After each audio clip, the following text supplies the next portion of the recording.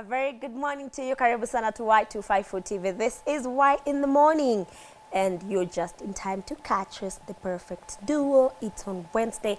And every time that it's on Wednesday, you get to have great conversations, great stories, amazing interviews. Yeah, everything nice. And then you get to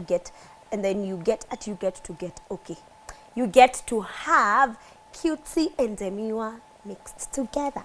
Yeah, my name is Grace Maingi, and I'm very glad that you could be able to join us this morning. So, ukae tu chini kitako. Sasa kwa nini unacheka? Mtu hawezi smile tu. Siwezi kuwa tu nimefurahi asubuhi. Una smile na sauti? Ai. Sasa una smile na sauti? Utanipimia hewa. Una smile na sauti? Utanipimia hewa. Na kupimia. Kwa nini una smile na sauti? Because I can. It Why is very are you possible. smiling with your voice? Because I can. Why are you smiling with your voice? Because I can. Umefurahi? Nimekujibu? Sijafurahi. Ni maneno ni kama sifurahi. Hiyo ni shauri yako sasa. Hiyo naona hiyo shauri ni yako. Yes. Haiwezekani ni yangu. Sasa tumekubali tu saa shwali. Ai. Radar is which? Okay. Umekwaje? Nikafiri. Nikafiri. Niko na energy. Clearly. Calm down. How si calm down? Uko tu sawa. Breathe out. Yeah, niko poa. Zama siku, zama days. Ni kama tunaonana tu mara moja kwa wiki. Sasa kama si vizuri. So mimi kama committee na chairperson na member na everything wa hii nini whatever this is, nimeamua kwanza leo hatuwezi kukua tunaonana mara moja kwa wiki. Alafu vile ninaona tunaelekea Christmas. Kwa hivyo ni kama sitakuona tena wiki kadhaa hivi. Kwa hivyo mimi kama chairman wa committee nimeamua we are moving in together. Are we together? Moving in where? Wherever, but we are moving in together. Together. Yes. Sasa kama wewe ni chairman, au wengine ni treasurer na wengine ni it's me, myself and I. Yeah. Okay. So you're judge, jury and executioner. Yeah, exactly. Wonderful. Wacha ngoja tu hapo kwa hiyo story. Kwanza nisalimie watu. Good morning. It is a week 2 of December 2024. Mimi naona sasa tushamaliza mwaka, but bado tu kadogo, sijui kama tuko na space ya kuforce bado ama I don't know how we are doing this whole mwaka. Yeah, my name is Valentine, or at Color Me Val. Hashtag of the day is Why in the Morning. Yeah, Empowerment Cafe, empowering you, empowering me. Ulikuwa wapi watu wakiandamana jana? Nilikuwa nasikia story mpaka nikajiuliza hii ni leo ama ni ile agency ama nyingine. Where was I yesterday? Where was I yesterday? Na try kukumbuka nilikuwa wapi jana. Nimekumbuka kule nilikuwa. Sasa mimi niliona watu wanaandamana. Naulizana hii ni ya leo ama ni ya siku nyingine? Nikajambia hapa niweze kukua ni ya leo. Naona ni ya leo. Then niko like Kenya tuchoki kuandamana tu, mapolisi hawachoki kutupea tear gas. Okay, that's a very number 2 is very hard to answer. Number 1 sioni kama kuandamana si ni kupicket, kufanya polite demonstration without force or anything. So kama kuna kitu ya kusema siisemwe, I guess. Why are people maandamana? This one was about femicide. Ilikuwa sana for femicide is a branch of gender-based violence, but specifically for females. But kulikuwa na ingine earlier this year.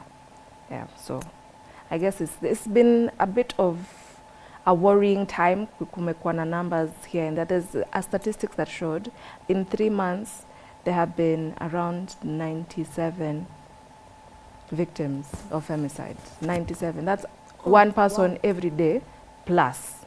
So I think that warrants people to go to the streets again. Okay.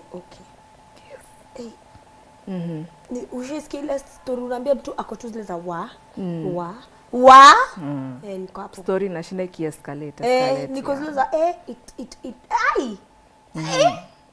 Tuliona mahali His Excellency the Deputy President Kithure Kindiki alikuwa at some point anaongelea pia femicide against sports people, because kulikuwa na mmoja wenye alichomwa. She succumbed to 80% degree burns. Uwe. It's a big thing. Mtu 80 degrees, 80%. No, ni mtu na drone. This is the boyfriend. This was her boyfriend who did this. So why do people kama upendi mtu anymore, so mwache. Kama umeona akufurahishi, wachana tu na yeye. Mrudishe kwa wazazi wake. Because surely why are you killing someone's child? When mapenzi is not mapenzi anymore, buy to pack your bags and leave. I think the most gruesome thing about all this is how the bodies are being found. They're being found decapitated. So nashanga ai.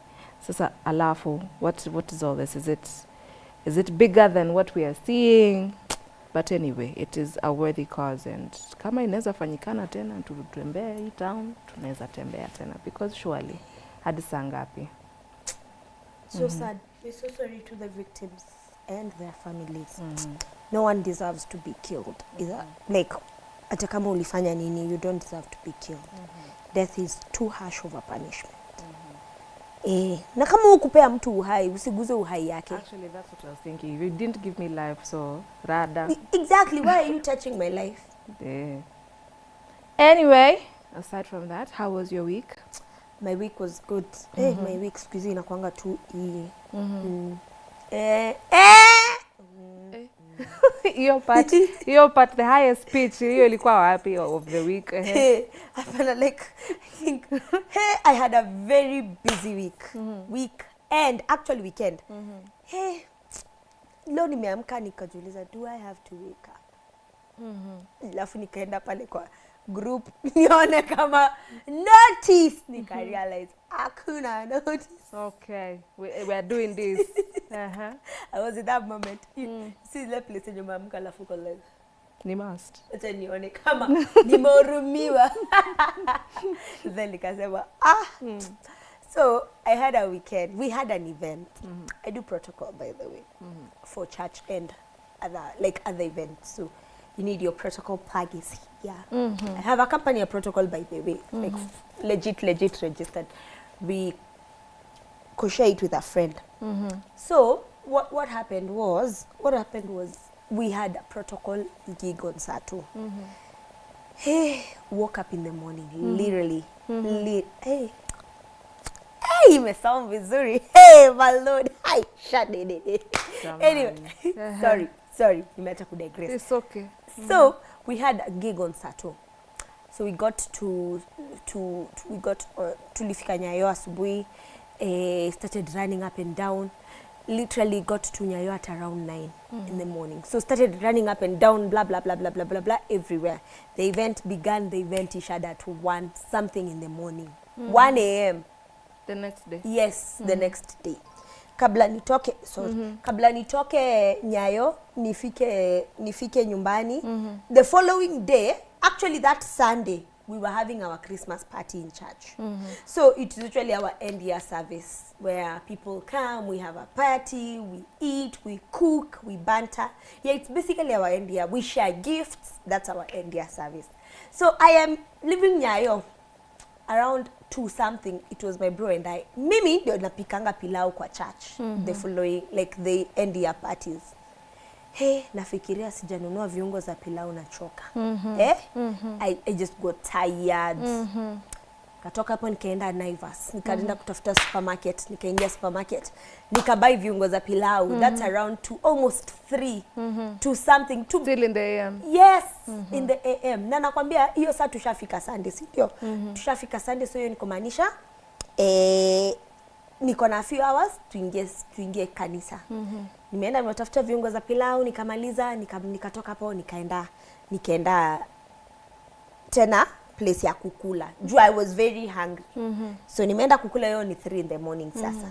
By the time I was getting to work, it was at 4 a.m. in the morning. By the time I was getting to church, it was 4 a.m. in the morning. 4 a.m. na realize that wale watu walikuwa wanapika sasa ndio call time yao imeanza. Call time was 4. Do I have time to sleep? No. Tengeneza viungo za pilau, cooked pilau 12 kg, and then Nikasema wacha sasa nijekelee hivi 6. So nimejekelea kwa kiti. Unaona venye unalalanga hivi nikaulalia. Watu wakikuita unala kwanza nilimake sure nimevaa nguo ya kanisa alafu nikakaa kwa kiti. So mtu akiniona anajua unaomba.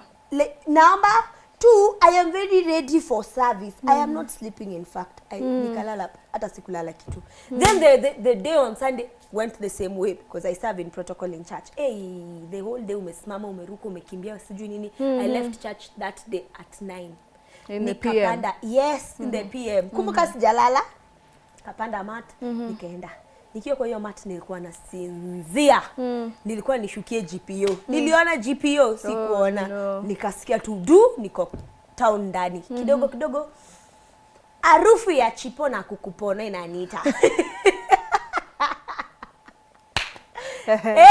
Mimi huyo na usingizi. Sasa ungeniona leo siku nikitembea town nilikuwa hivi. Mimi huyo la kukupona la chipo, zile fish and chips whatever. Nimekaa chini sasa nikakula chipo na kukupona. Sama. Yeah, those ones da soma. So nikakaa chini nikakula chipo na kukupona, nikamaliza then nikachukua Uber sasa nyumbani. Usingizi ilipotea kidogo for some minutes until nikule chipo na kukupona. Okay. Yeah. Of importance, yeah, by the way. Of importance. Nikamaliza nikapanda Uber. By the time I was getting to my place, it was almost midnight. I didn't even see mbele. Nikalala. Even though nilala Monday asubuhi 7, nimeamshwa na Niko like, why can't you let me prosper in this life? Okay, for the first time haikuwa mimi kumpigia simu hiyo siku. So thanks. No, at least haikuwa mimi. Kwa nini unakuwa na tabia ya kupiga? Sasa unafaa kuwa umeamka bana. Umesikia venye weekend yangu imekuwa unanipigia simu. Sasa mimi nitajua aje? Sorry. Naweza unanipigia kelele hata sasa hivi nimempigia simu bara worries. Yeah, but that was my weekend. It was an amazing weekend. Okay. So uli rest saa ngapi? Sijarest. Hujarest. So utaka kuniambia from Monday. Nilikuwa niko zile za from Monday, Tuesday, hujarest. So you're the weekend because there's no rest for the weekend. Unaniona hivi nikitoa hizi viatu nigongo huko msichana nazo. Nitakuwa niko na makosa kweli?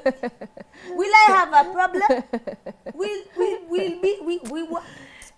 Usijali utaenda to rest. Don't panic. Yeah, I plan to sleep this weekend. I do. Weekend, yani hata si leo ama kesho. Umeisukuma, umepostpone usingizi. I plan to sleep this weekend. Yeah, that's it from me. Yeah. Okay. Sasa umemaliza? Aje sasa? Si nimemaliza kukwambia venye weekend yangu ilienda na week. Umeniuliza how was your week? Sasa imeisha hivyo. Nikakupea. Siko nimeona nails zako zinakaa vizuri. Okay, but una exaggerate. Zimekuwa tu hivyo. Nani tangu let me tell you, funny enough, today is the first time I am noticing them. Tangu? We want to start bringing. Atengeneza makocha. Oh my God. Ilikuwa tu makosa moja. Nilikuwa naenda harusi. Yeah, it has never been the same since. And then you realized that everything is possible. Everything literally is very possible. Including making nails is very possible. It's very possible. Wacha nione kama niliona kitu hii wiki nilikuwa nataka kushare na wewe. Funny enough, ni uona mavitu alafu hizo mavitu nikiziona naziandikanga hapa Val content ama Wednesday content. Na kuna time ulikuwa unafaa kunipangia hapa ABCD hii ya Wakamba. Hebu acha ndakupangia. In the meantime, wacha kwanza nikutafutie kitu. Sasa ukitafuta naweza. Kuna swali ilikuwa online niliona mtandaoni. For everyone who's hosted someone and then regretted it, what happened that made you say no more guests? Hosted and I like umeishi na mtu, like uliwahi kaa na mtu.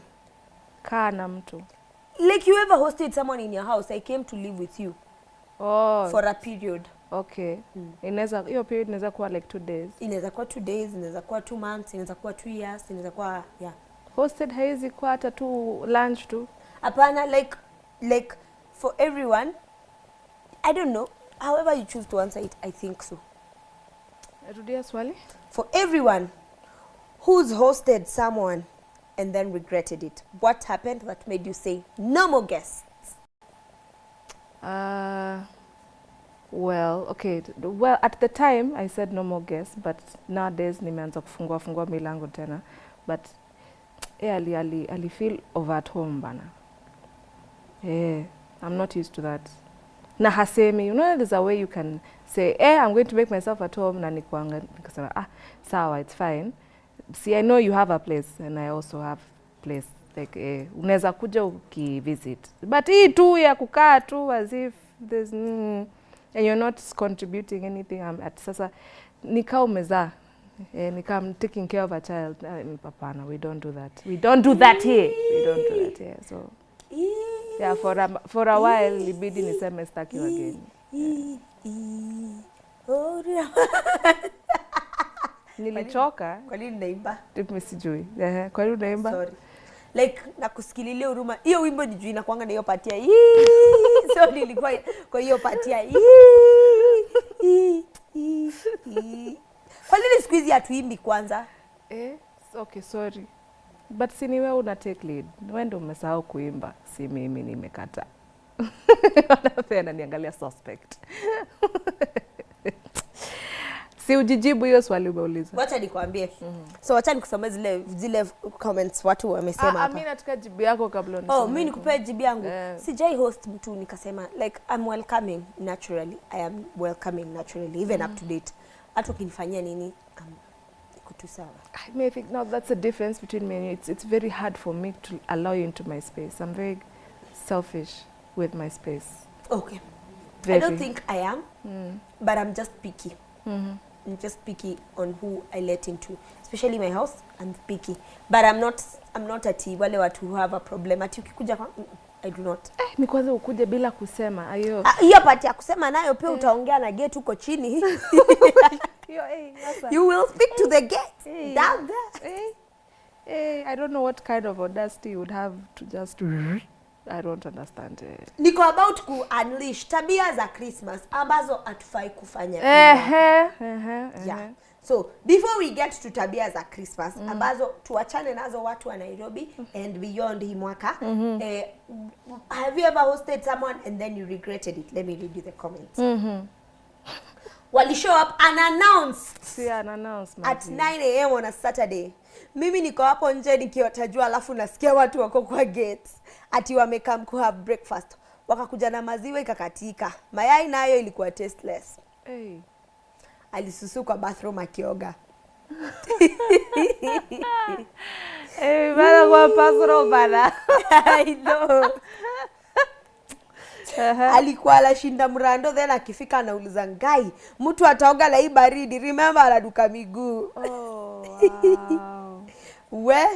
Sijui alikuwa amekula nini, aliingia choo ikabidi tutoke nje bedsitter ipate hewa. Niligongewa na si mlango. Mimi hata siku host. A group of girls came to my house. Wakatawala kwangu, nguo zangu zikakuwa zao, si wig, si nguo, na mtu hata haombi avae, anavaa tu bila kuomba. I have a lot to tell. Sorry. Nilipika food yote nikaeka kwa table. I fed my baby first. Kwenda kuserve yangu alikuwa amekula everything. I love your facial expressions. I hosted a friend, then he came along with his friend for a whole month. Umehost a friend na akakuja na rafiki yake for a whole month. It's here, it's for he. See at in them. Yani, wow. Yeah. She literally packed my clothes. And? Like ajaendelea. I'll say my two, she literally packed my clothes. Ningependa sana kujua Kenya ilifanyika hizo nguo. The next one is funny. Alitumia face towel yangu ya white na akatumia rice soap yangu kuosha trouser na Menengai was just there. Women and their face routine. Mtu anajaribu kuniambia vile nitaishi kwangu. Ananipangia rolls. Mwingine alianza kuniambia vile nafaa kuweka house girl vibaya. Okay. Mi walivunja glasses zangu za maji na za hot pot and cooked a tray of eggs, then ate all the food, not considering the rest of the guests. Left my kitchen in a hot mess and I haven't healed. Alitoroka na simu yangu jamani. Mjinga alikuwa anakuja kwangu akiwa mlevi. Saa hizo rent halipi, hanging after 3 months akaniacha na kunguni. Ah. I know. Aliolewa na bwana, oh this is so sad. Aliolewa na bwana akona pesa, at the same time nikapoteza job, hata food alininyima. Wow, na umehost mtu? Ulimhost. Akaolewa na bwana akona do. Alafu hiyo time yenye aliolewa na huyo bwana, wewe ukapoteza do, alikunyima hata food. Wow. Wow, okay. Wangu aliacha ametapikia carpet, duvet, viti. Kwani mtoto? Sawa, namuuliza kwani alikuwa mlevi. They overstay like yo, just come and go. We hosted my friend with a child and a nanny for a month. I requested to assist her settle in her own place since I craved to have my space back. It ended badly and left when I wasn't home. Like, I think kuna wadi imepotea hapo katikati ya Jeka, but I think what alikuwa anataka kusema is that haikuisha poa, alimtoka akiwa yuko home. And the previous sentence ilikuwa anataka kusaidia kuseto. Yeah. Alianza kurudi nyumbani saa 9 asubuhi na Audacity inamuonyesha aitani afunguliwe. Nani kwako? Let me tell you, nilihamanga nikamwachia nyumba nikaenda zangu. It was bad. Wow. Wewe umehama you.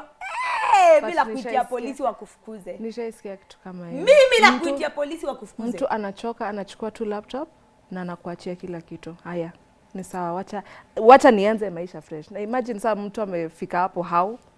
Like what kind of frustration? Unaacha. Na kuenda kukuitia bulldozer. Na kubulldoze gudu out. Oh. But nishaisikia mtu anashwa. Like it's not worth it. We're not even going to fight. It's not worth it. Na ukumbuke ni kwake. Acha kuachie kila kitu basi. Hiyo wimbo sijui kwa nini iko kwa kichwa changu. Lakini how do you do that? Hey, I think nimekumbuka over time I ever hosted someone. Like now I didn't even remember that nishaifanywa vitendo. Nimekumbuka over time I ever not hosted people to sleep. I had this neighbor. My Lord. Tuombe kwanza. Nikimfikiria la choka. When I think about this neighbor, I just get tired. Had this neighbor. This guy alinizoea to the point that my house became his house and it was his house. So we were very good friends. And then you see the problem with being friends with someone, a guy, and mengiano zile za, you know, mi unikatisi kukati, like atupendani in that way, but we are very good buddies. You're my more of a brother than a guy. Hizo vitu ogopa, chore hizo vitu wachana nazo nani. Why now? What happened? This guy, tukaanza, ilianza kama jokes. Alakuja kwangu, anapata nimepika, anakula. Anakuja kwangu, anapata nimepika, anakula. Like it started. Now it became zile za jirani.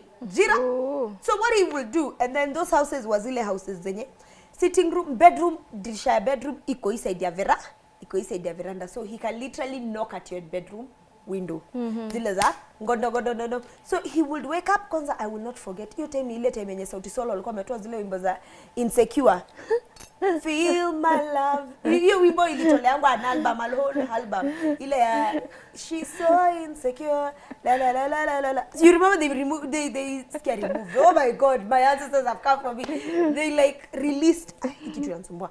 They released that album the same time. So what that guy would do, that guy would wake up very early in the morning. Remember, I do not wake up early. Would wake up very early in the morning. Alafu weke hiyo wimbo ya inaitwa ukipendwa nisipokupenda utapendwa na nani. Yaani I can't even remember hiyo wimbo ilikuwa inaitwa The Feel My Love, something like that. Angeimbisha mtu alafu akuje agonge kwa dirisha yangu. Anaambia jirani amuka, niko like okay, sawa. Sijafika kwa party yenye itakukasirisha kabisa. So jirani amka ni kwa sababu he needs to eat breakfast, but I am not awake. Excuse? One more time. He needs to eat breakfast. Breakfast, but I am not awake. Eating breakfast and you being awake, the correlation is where? Hata mimi, wacha nijipoint, nijikute. Mimi ndo nilikuwa napika breakfast, anakuja kukula. Si nimekwambia ilianza kama tulikuwa tunakula pamoja, akaanza kukuja kwangu. Yeye hawezi pika breakfast. So what he will do, he would come to my house to eat breakfast. Tungekaka angeni text aniulize umepika, tunapika nini sapa? Niko like, when did it become tunapika nini sapa? But you're nice and caring and kind. I'm nice. Sijuangi pia kuambia mtu unanibo. So niko tu hapo niko like, so what that guy would do, nilirealize tumezoeana the day I would comfortably be seated in my house, maybe browsing or doing something on the seat. A knock, ajifungulie mlango, juu sometimes singefunga hata na chini. So a knock, aingishe mkono ndani, ajifungulie. You're trusting. Anipite. Jikoni, afungue fridge yangu. Ajijazie juice, akuja akae chini akunywe. Hey! Okay, that's the day nilijua tumezoeana. Umefungua mlango yangu, umeingia ndani, umenock. And this whole time unaangalia to this sequence of events unfolding. Niko tu like, me and this guy, we are good friends. Like you see the way you tell yourself, me na Val si ni buddies. So tumezoeana. Hapana boundaries. Sasa hapo ndo wacha nikwambie, boundaries hatujafika place yenye utakasirika kabisa. Ilianza tu hivyo. So mimi sipendi confrontations. I do not like confrontations too. I don't like being nashindangwa kuambia mtu unanibo. So mimi unyamaza tu. So niko hapo, simwambia ananibo, simwambi. So ilianza na food. Tukaanza kukula pamoja. He literally stopped cooking kwake, literally. Akaanza kukula kwangu. Breakfast, lunch na supper. Mpaka ikakuanga anani text. Alafu ndio isikae ni kama it's bad. He used to ask me, tunapika? Like tuko wawili, si unapika, tunapika. Anakuja na ingredients. Angekuja, nowadays he would carry something. Like ndio isikae vibaya, he would carry something. Come with something to pike. Nikajambia, hey, Chris, umeolewa? Hey, okay. Sawa. Mzazi wako ajui umeolewa. Hata yeye mwenyewe ujui. Wacha tumalize hapo. So the guy kept coming to my house, like disrespected boundaries, didn't know when to stop. Like it was just a lot. Hey, siku moja alikuwa na spare key yangu. Siku moja nimetoka nimeenda Makindu. Grace, spare key? Alikuwa na spare key yangu. Why? Like he was the nearest person. If I didn't have my key, ningefanya nini? Ningepick my key from. Okay. So ngoje. Nikichukua hiyo key, kuna mtu aliniambia. Nilijambia. Hiyo siku nimekuja nikapata nimeenda Makindu, nikarealize mimi nimeenda Makindu. I left in the morning, went to Makindu, I was doing some work, then came in the evening.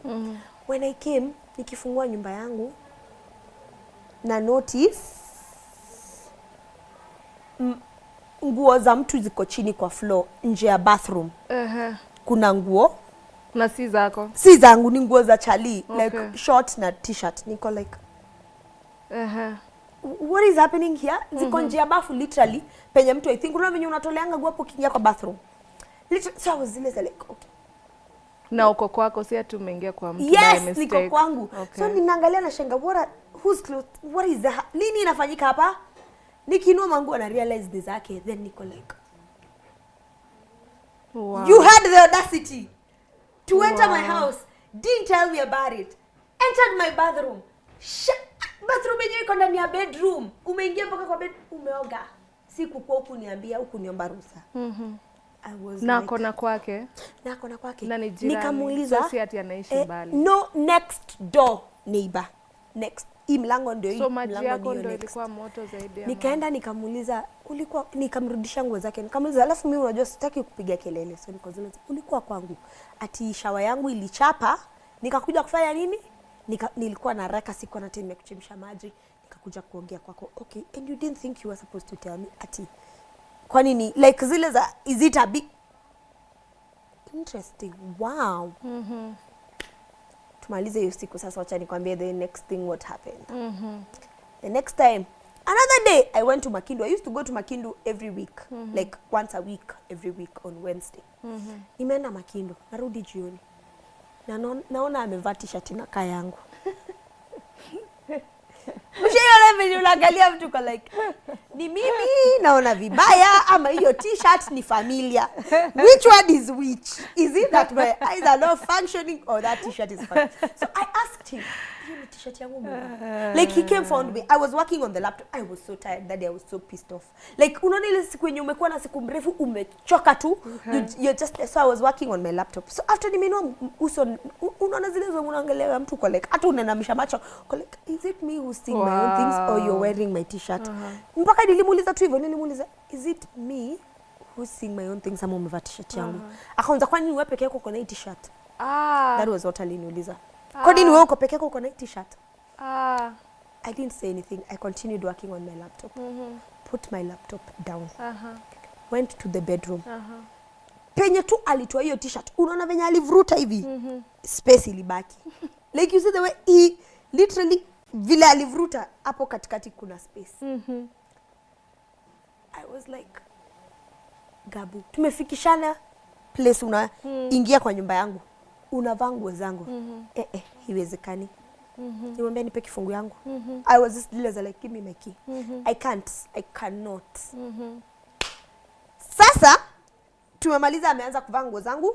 Alikuwa anaoga kwa bathroom yangu. Sasa hatujamaliza, ngoja sasa. The next thing that happened was akaenda kuletanga marafiki zake wanakuja kukula kwangu. Wewe ulikuwa wife bana.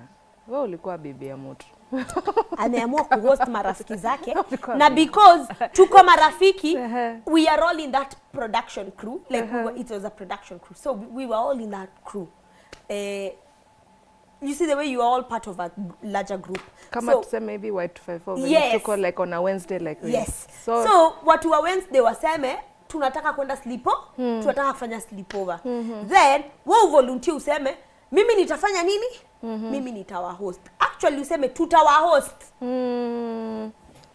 Me and Grace. Yeah, we will host you. Because we live together. Hey. We might as well. Hey!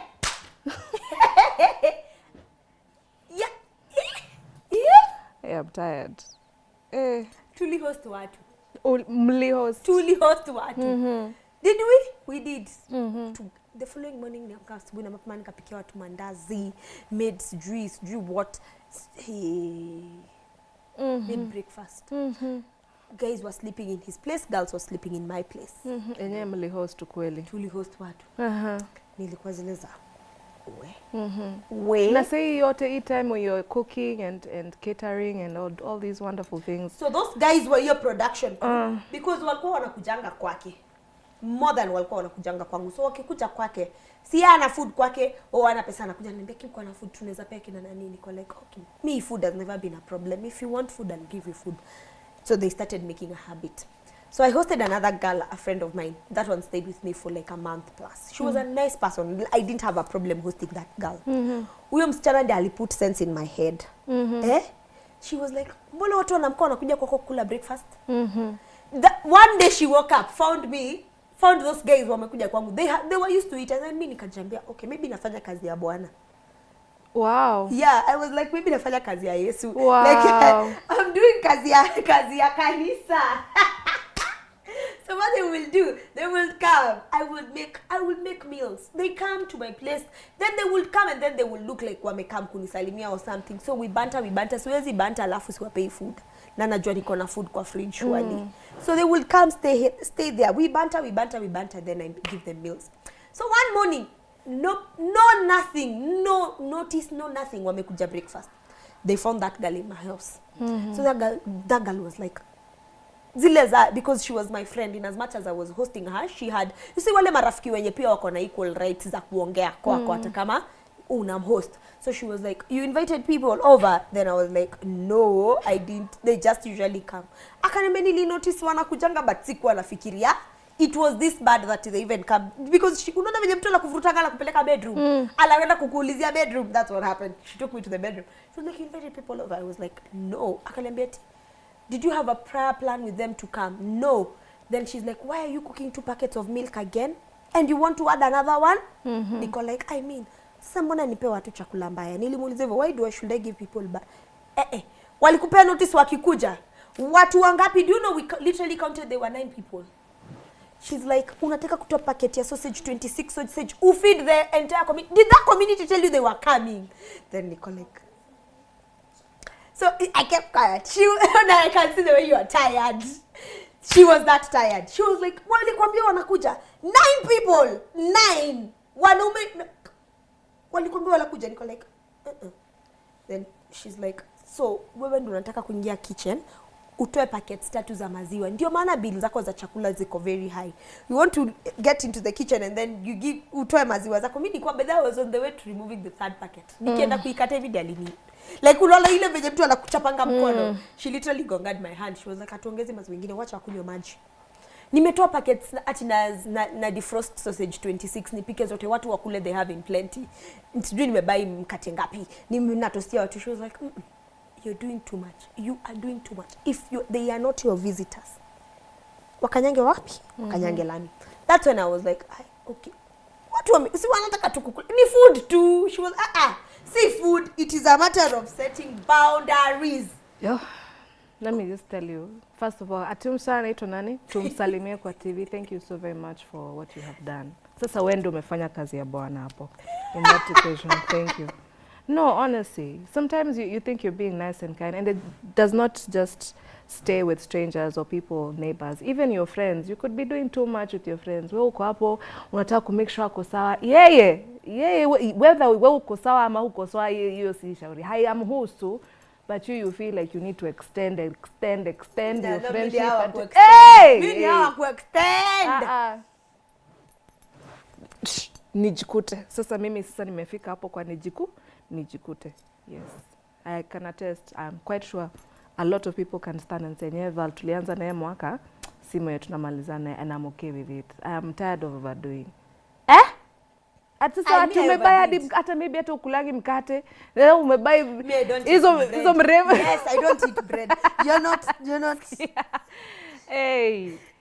Don't overdo. Let me tell you. Hey, madam put sense into my head. She was like, you can't do that. Waende kwao. Na wakikuja hapo kwao wanakupea notice. Juu wakinipata hapa sitakuwa na wafungu. Do you know that's what she did? Good job. I was like, Lizzie, stop. Like, let people come and eat. She was like, uko la rosafi na watu wanakuzoea. If you must feed the people to feed who cannot feed themselves, ni sawa. Kunao. Sasa I didn't tell you what my neighbor did. Hey. My neighbor akashindwa kulipa rent. Kumbe alikuwa na arrears za few months. Kafungiwa nyumba. Do you know where he assumed he will start living? Alihamia kwako. Hey. Do you know what saved me? Because that guy had made his exit plan very clear. Alikuwa anajua akifukuzwa kwake because he knew he had rent arrears. He will come wapi? What saved me was that I was hosting Lizzie. Yes. Alifungiwa nyumba times Lizzie alikuwa kwa. So I could not host Lizzie. So Lizzie was like, wachana na yeye aende akauko. Unataka kumhost alafu? Fanya hivi, wachana na yeye atafute kama mwanaume. Me bado tu alikuwa hamia. Yes, that was plan. Yes, that was his plan. Hey. Hey, I have seen Shege. Hey. But after hapo ndo mimi and good neighbors tuliachana. I do not keep neighbors even where I stay currently. Sijui jirani yangu anaitwaje. Nikipatwa na shida watu wenye mnanijua ndo mtakuja. Like you see the way wanasemanga ati hata una jirani mwenye unajua ukipatwa na shida ati atakuja wako. Wale watu wananijua watakuja wa kwanza. I do not know neighbors. I don't make friendships with neighbors. Okay, sasa usikue scared hivyo. Like, Don't be traumatized like that. Si kwa sababu ati ni ubaya. Ni ile tu sitaki tuzoeane. Tusalimiane tukipatana huko nje, lakini ati niko kwako tunapiga story ama uko kwangu tunapiga story ama Let's keep a cordial relationship. You are my neighbor, I am your neighbor. Usikue traumatized hivyo sana bwana. Don't be traumatized. I know myself. I will start laughing and then I will laugh too hard, too deep, and then daanza kufeel niko na obligation. Nimepika tumandazi nataka kumpelekea, nimepika sijui nimebake nataka kumpelekea. Wacha tu juu sasa ni set healthy boundaries for myself. I do not have neighbors friends. Let's stay like that. Wow. Yeah. Okay. Where has this story come from, you're asking? Ilikuwa tu swala moja tuliuliza. That was the one ask. Na swali ilikuwa nini? What made you regret hosting people? Yo. Hey.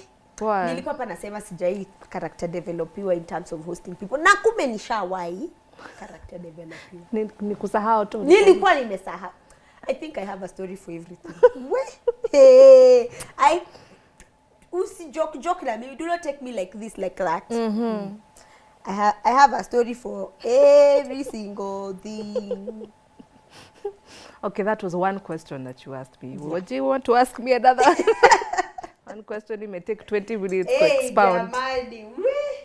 Hey, what's the funniest thing that's ever... So tumeingia kwa Christmas stories. Because, kwanza, what's your plan for Christmas? To be confirmed. Neza nibeba kwa suki. Neza kubeba. Una need mtu wa kupanguza joto. Ndakushow. Well, focus. Hiyo tutaongea baadaye. Unajua hivyo uliniambia last week tutaonana nyuma. Tutaonana. Wewe ndio by the last week ndio ulikimbia mbio ukaenda. Si ati ni makosa ni yangu. You're the one who left early. Sorry. Okay. Sorry. Okay, sawa. What's the funniest thing that's ever happened to you during Christmas? Ayo, the funniest. As in, hebu nisomee two examples hapo. Hakuna two examples. Hakuna comments hapo. Hakuna. Funniest thing that has ever happened to me during Christmas. I don't know. Sioni kama niko na funniest. I don't. How was Christmas for you as a child?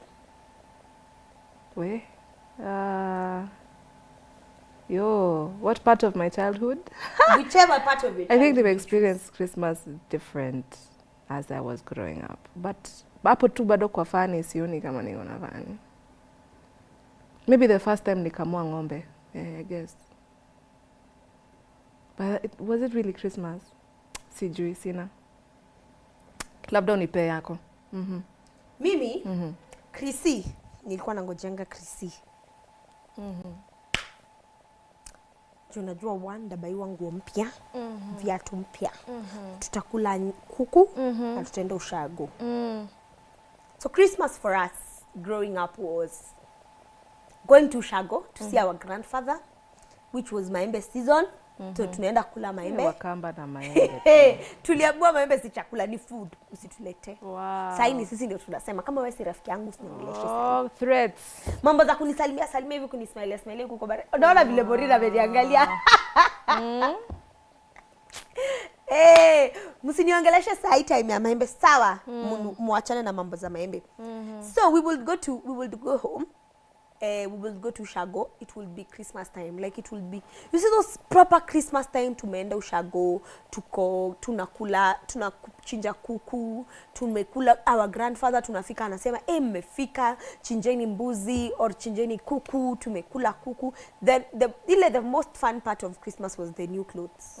Zile nguo mpya. Alafu kale kanguo kalikuwa na kakibeti hapa. Hey. Did you wear those dresses? I remember one Christmas I was bought for 2 dresses for Christmas. Wow. One for Christmas, one for New Year. The one for Christmas was pink. The one for New Year's was maroon. Was it maroon or red? Alafu nilikuwa napigwa, I wish ningesimama, nilikuwa napigangwa picha hivi. Wow. Yeah, nikiwa hivi. Juu niko, I can literally see that photo because I have it on an album. Nikiwa hivi. Juu ni Christmas, niko na viatu mpya, niko na nguo mpya, alafu niko na nguo mpaka alafu sasa hiyo time ni ile time yenyewe unaenda uko na zile nguo. Unajua hizo nguo za watoto zenye zilikuwa zile za kitambo, zile ziko na neti mingi, gorofa. Yeah, gorofa ziko na neti mingi, alafu ziko na kofia, ile kofia ya round ya washosho na nini.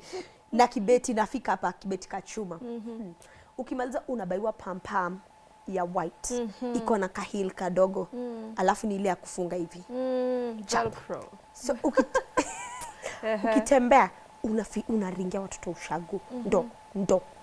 Wow. Unaringa. Alafu mkifika huko kwa church, una feel sisi ndio everything nice that is happening. Kama Nairobi kuna kitu ya maana iko huko. That was an adult, I'm like, really? So for us, alafu mkienda, because my dad was a pastor. So we used to go to churches that he oversees. So when we reach there, we are guests of honor. Hey, nimesema honor, we are guests of honor. Tufika huko, hizo church za ushago zilikuwa za maswiti. Siku ya Christmas, ulikuwa unapoa maswiti hivi unaweka mpaka ndani ya nguo hivi. Wow. literally umeweka maswiti mingi mpaka unaingisha hivi ndani ya dress. Alafu juu wewe ni mtoto wa bishop, wanakuletea karatasi. Yeah, after umepeana sweet the karatasi imebaki. Hiyo empty ndio uingishe sweet zako usibebe kama watoto wa ushago. Wow. Yeah. Guest of honor indeed. Yeah, guest of honor indeed. Mlaekewa sweetie, mnabeba hivyo. Yeah, mnabeba then mnaenda nazo. Alafu mkibeba, mkifika huko kwa ofisi mnapata hiyo church ili wachinjia kuku na chapo. Mnakula mnashiba, alafu wanawapea maembe. Warm up. Wanawekea maembe zile kubwa kubwa. Kwetu hatukupanda those maembe kubwa kubwa. Zile za Mombasa. The big grafted mangoes. Actually were the apple mangoes. Hizo mangoes za apple. Wanawajazia gunia hivi. Wana bless bishop. Mkienda mnaenda mkifeel vizuri. Christmas was so interesting. As a child, it was so interesting. Other than the part ya kupika, it was so interesting. Juu sasa mlikuwa mnatoka church mnaenda nyumbani kupika. Mnapikia watu sasa wewe. Exactly. Sasa mmetoka hapo mnaenda kuanza kupika chapati na nyama huko ushago, mnasahau asubuhi mkitoka mliacha kama mmechinja kuku ilikuwa inawangojea jioni kukaranga na chapati. Alafu sasa hiyo mnapika na kuni. So you can imagine mnapika na kuni na mnapika na giza. Two combinations that are very bad. Those things left me scarred though. It's the giza for me. But it was so fun though. It was such an amazing Christmas. Yeah, that was Christmas for me as a child. Sasa unarudi Ocha this year ama umesema hiyo tumeachia watu? The person who used to make us go to Ocha passed on the other day. So we won't go back to Ocha. I don't think so. Especially because my grandfather was the one we used to go to visit in Ushago, and now he's normal. So what are we going home to do? Unless I don't even think right now personally me I want to go there. Really? I don't think so. I don't think nikona bado nile come to terms na reality that hayuko. That sitaenda anze kuniita. Nikwambia alikuwa ananitanga Glass.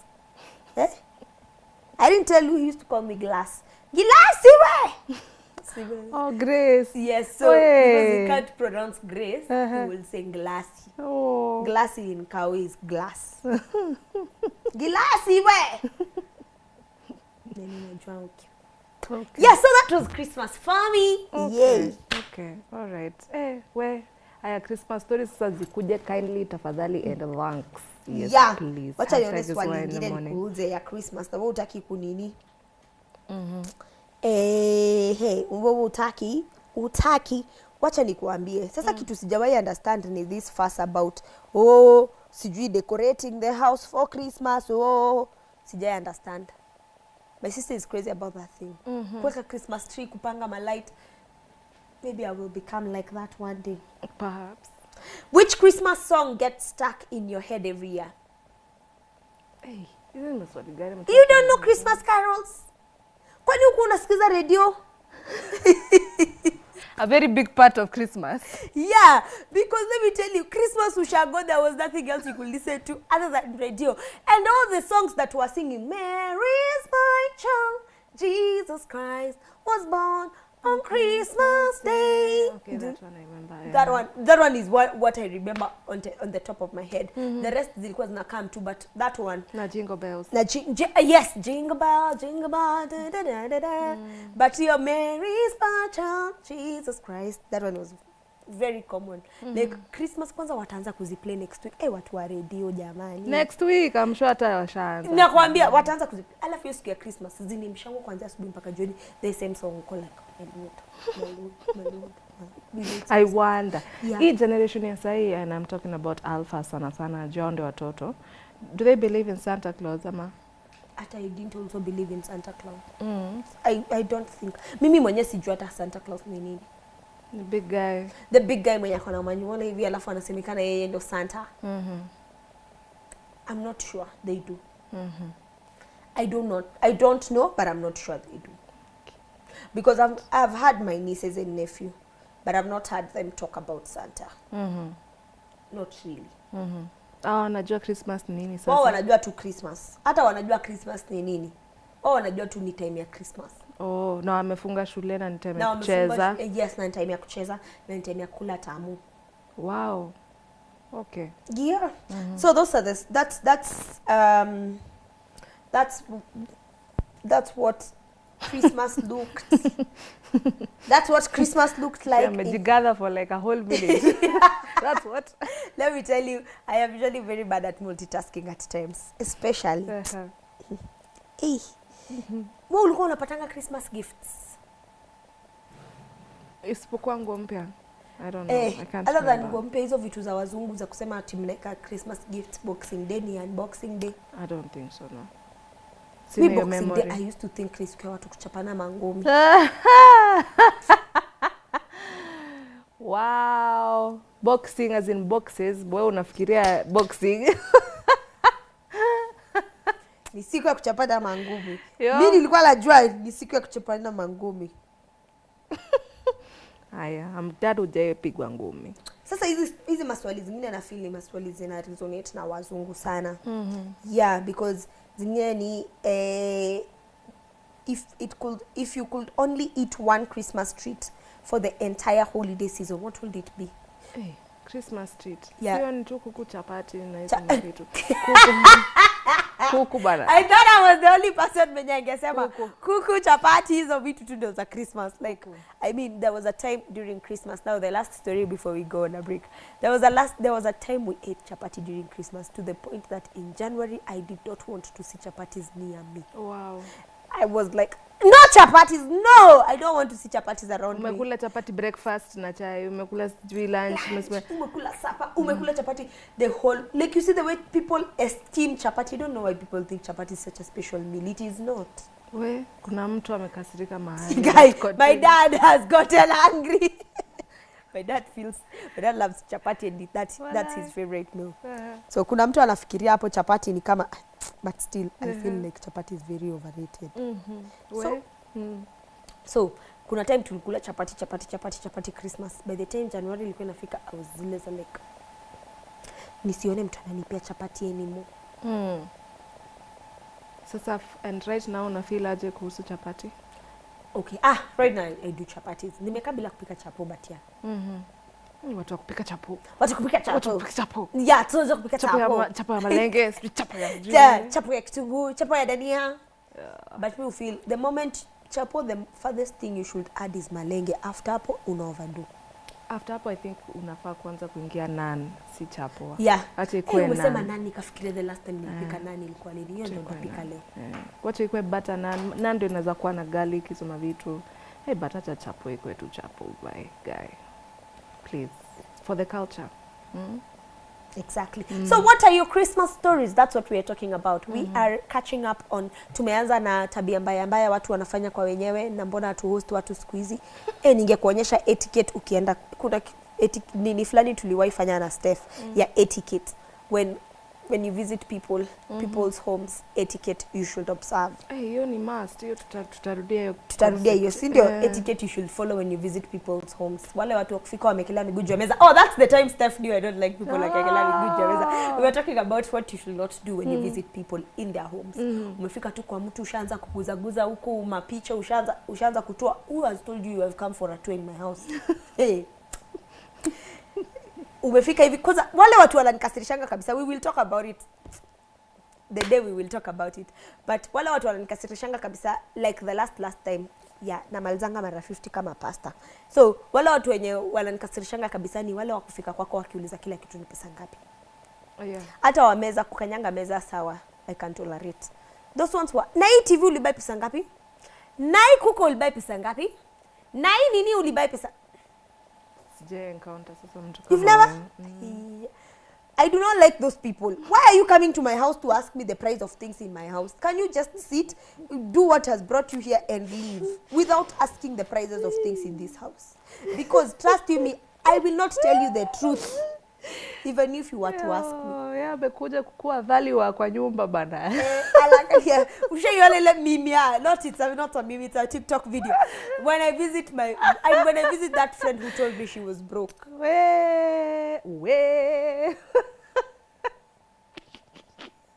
Ushaiona hiyo video? I should get it for you when you go on a break. We are taking a very short break. Mkienda kwa wenyewe tabia mbaya tunaacha hii mwaka. Next year we become good people. Are we together? Yes. In the meantime, we are talking about Christmas. How was Christmas? Leteni stories zenyu za Christmas. How was Christmas for you and your family? Because we are getting to Christmas very soon. Tutaanza kusema Merry Christmas and a Happy New Year. Tutaanza kusema hivyo kwa shows sasa. Tutaanza kuambia Happy Holidays, Happy Festivities. Tumekaribia hapo. Next week tutakuwa tunawaambia hivyo. Msijali. But in the meantime, we're taking a very short break. We will be back with more.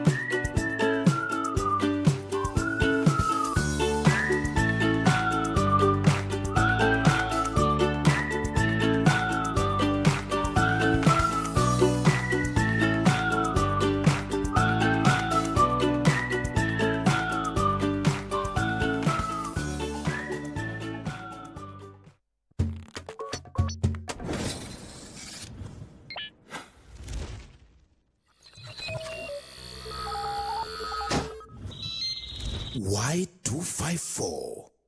Imagine. Hello, my name is Valentine, or at Color Me Val, and I'd like to introduce to you, to present to you Why in the Morning, the littiest breakfast show in this here city, in this here town. But please don't believe me. Do not take my word for it. Watch us Monday all the way through Friday, 7 all the way through 10 in the AM. Now you can find me either on Monday talking about youth affairs, or you can pick me on Wednesday talking about a social Friday where we bring you, or even better, hashtag Social Friday, where we bring your weekend on a weekday. Either way, you're stuck with me, and I like it like that. Hashtag is Why in the Morning.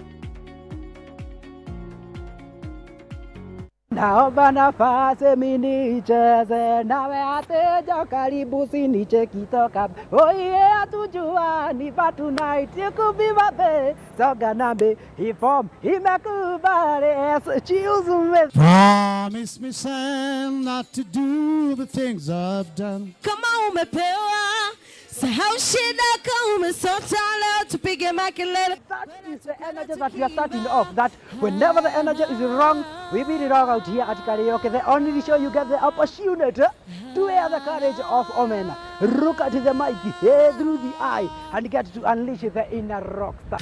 I am Lion Zion, yeah, I'm on the run. Every Saturday at 10 p.m. and I repeat on 6 p.m. Hey, with me, Professor Kamau, kijana aliye na uzoefu mithili ya shilingi kwa ya pili on your number 1 youth channel station Y254. Imagine Here on Power Talk Show, we handle conversations of current affairs that directly affect you. We do a deep dive on conversations that involve relationships, mental health, finances, and other trending issues. We also share stories of people who have faced adversaries and managed to overcome them. I'm a person who tried committing suicide 3 times. Yes, before I reached class 7. Tune in to Power Talk each and every Thursday at 7:10 p.m. and join in the conversation with me, Cheryl Blessing, using the hashtag PowerTalk. Identity. You ever get the feeling that you're like 2 different people? Love. I think about you too. Lust. Happy birthday. Friendship. You guys are my family. Whoa, what is this? Escapades that annihilate our innocence. For this is a story of the young and restless. I love you, Nairobi. The hungry. But I want more. And free-spirited. Sometimes sweet, sometimes sour. Sugar.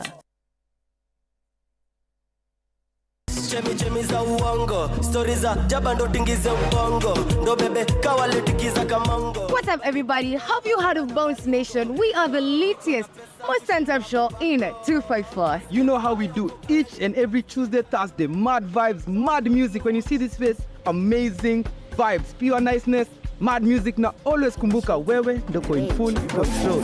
I'm unavailable.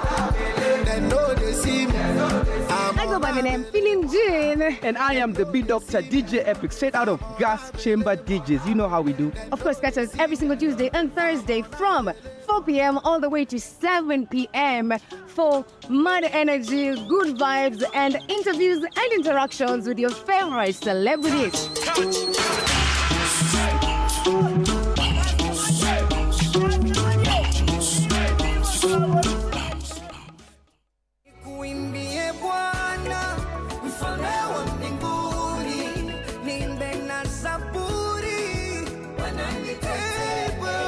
Our stories shape our future. It's within them that we get to know ourselves. God always came through in a way that we couldn't even explain. Yes. And we came to realize that putting God at the center of it is like everything else will just flow. What do you do when push comes to shove? He was a great man. Yeah. At that moment, he was supportive. Yeah. Until 6 months, we went for the first surgery.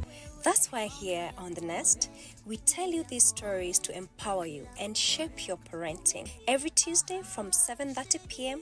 only on Y254. Jesus knows my name.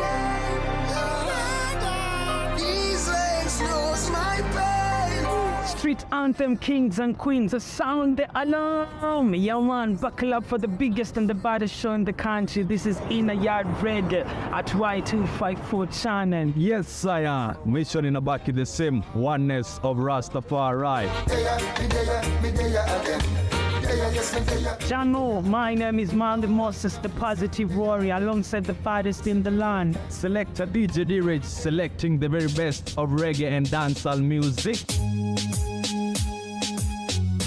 Na unajua ni aje, pia tutakuwa tuna live interviews, hype sessions. Alafu pia tunakuletea what has been trending in the Caribbean land. So sikose each and every Saturday 7:30 kwenye PM until 10 p.m. Sure. Rastafari. Yeah man. God, you bless me, bless me, bless me. You bless me, bless me, bless me. Oh God, you bless me. Are you a talented artist? Or are you passionate about a topic you want to discuss? But money can be very hard to find for an upcoming artist. Don't worry, Studio Mashinani has got your back. Sign up on ajira.co.ke to book a session with your music and video producers across the country. Work on your music, jingles, spoken words, and even podcasts to realize your dream. All for free. Studio Mashinani, Radani Talent.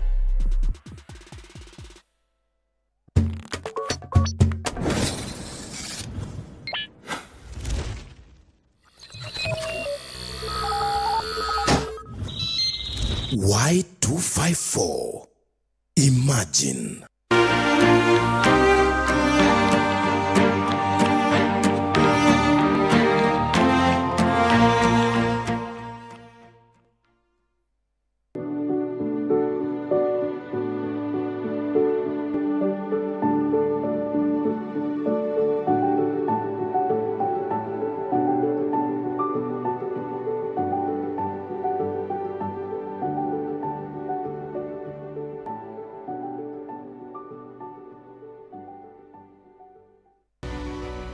When he was born, he was fine and he marked his milestones very well, the initial milestones from birth. I think the major milestone that signaled a challenge was when he spoke, he said some words, one word, just one word, at about a year, and then shortly thereafter, he didn't go beyond that. Being the first child, you realize, oh, this child is not talking. What's the problem? He can follow adverts, he can sing, but he's not talking. So I would say speech is what really signaled the fact that there was something to think about. And that's when we began thinking and asking ourselves what the problem could be, who could resolve it. And that's when we went to see, I think in the initial days, we went to see the speech therapist. Then they realized actually the signals were going to the brain, meaning he would speak at a later point, that he just delayed and he would speak later on. So then they advised that we wait for the time he will speak, and that allow him to learn one language at a time and not expose him to many languages, so that he moves from one, then gets into another. And that's what we did.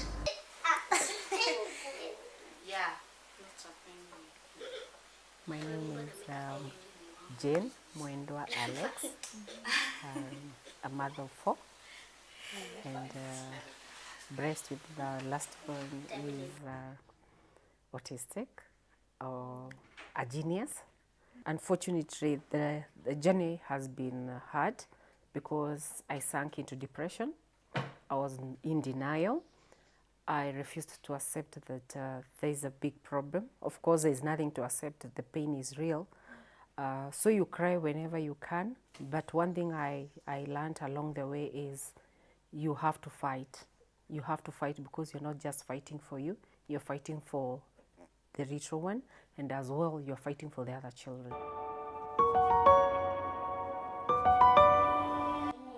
We talk about autism as, I would just describe it as simple as a neuro disorder. It is not a mental disorder. It's where our children see life differently, slightly the gray and white, not black and white. Initially they said ADHD, so that's attention deficiency hyperactivity disorder. Yeah.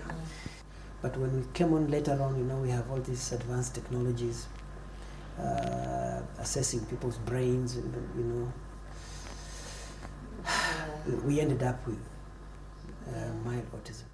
So we say a person has mild autism if a person presents mild challenges with speech and language skills, social interaction, and sometimes experiences challenges with flexibility of thought and behavior. That means that they want things to be done in a particular way, and in most cases, their way. They have speech. Most people with mild autism have speech, and they communicate. But sometimes their communication is skewed on one direction. Maybe talking about specific things that they like, or sometimes they know certain topics and they just want to talk about that over a period of time. In terms of social interaction, they are social again. People with mild autism will engage in social interaction, but when you closely monitor their social interaction, you find that they have gaps. There are certain gaps in terms of initiating social interaction, joining in, following rules and instructions. There are those gaps.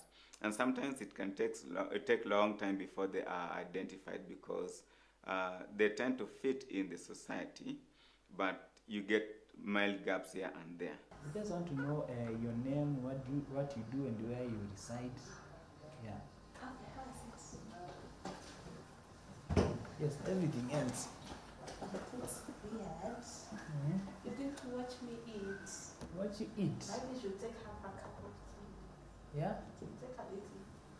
Oh, I take a cup of tea. Yeah. Yeah. So that you're not just looking at me. Oh, not just looking at you. Yes. Yeah. Oh, because it's weird. Yes. Oh, and embarrassing. Yes, I'm eating and you're just looking at. I look like. You look like a selfish glutton. Oh, like a selfish glutton. Yes. Oh, to you. Or to you, how do you look like a selfish glutton? Because I'm eating, I'm not even sharing. You're sharing, yes. Oh, because that's how you have tea with someone when you meet outside. Yeah, it's called having a date. Their parents would hide these guys. They would just or flog them, or or dump them in some school somewhere, some institution. We decided no, we're staying with this guy. Let people understand him, and whoever needs explanation as to this guy. We can only sit down and have a discussion. You can never choose a child, and you can never choose your parents. Yeah? So I did not have a choice. I did not go and make a decision. Now I'm ready for baby Ivan. So someone not able to really be a bit sympathetic, that's a journey. It's a very personal journey because you can never understand the pain of having a special child until the day you have one. So when people are more clear, when people think that you have spoiled a child, when people think as a mother I failed, when people think it's because I was busy doing other things, it's very difficult. It's the most painful. As soon as I heard the words people have used, I was able to accept that some people are meant to be in my life for a while. So it was just time for them to leave, and they left. And I'm happy they did. That one I never negotiate. Anything that has to come, actually not just to baby Ivan, even when I'm talking about other children, because I can never make a choice of the child that I've born. I can just try as much. So there are days you crash. Yeah? There are days you come and you just want to cry. And I cry a lot. And that heals me a lot. And then also, I talk a lot with my children because I want them to be psychologically ready, for them to know how the society is going to handle their brother. So I keep on telling them, oh, we went to this place. Like we went to a matatu the other day, we are seated, and my baby, of course, is a bit verbal, and you could just tell the way people are staring. Being human, you feel pain. And unfortunately, you cannot go explaining to everyone your situation. So you can only hold yourself so much, heal yourself. You just put your self-esteem up there and tell yourself this is a gift from God. It is what it is. As we all know, he's autistic, but he's very friendly. But when it comes to disturbing him, it isn't very good. Yeah, we are friends with him, but not that much. We fight sometimes just like siblings do. I tell you something.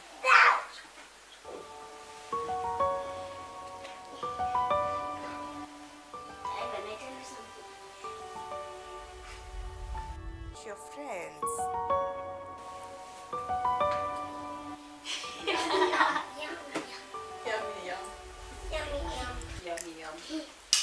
We now interested him to go into the psychology around the corner, which is a hospitality college, and so we've taken him there. They've just done a course in pastry, and we are thinking in the new year he could do other courses. And what informs that is that we think that in future we could utilize those skills because they are very practical.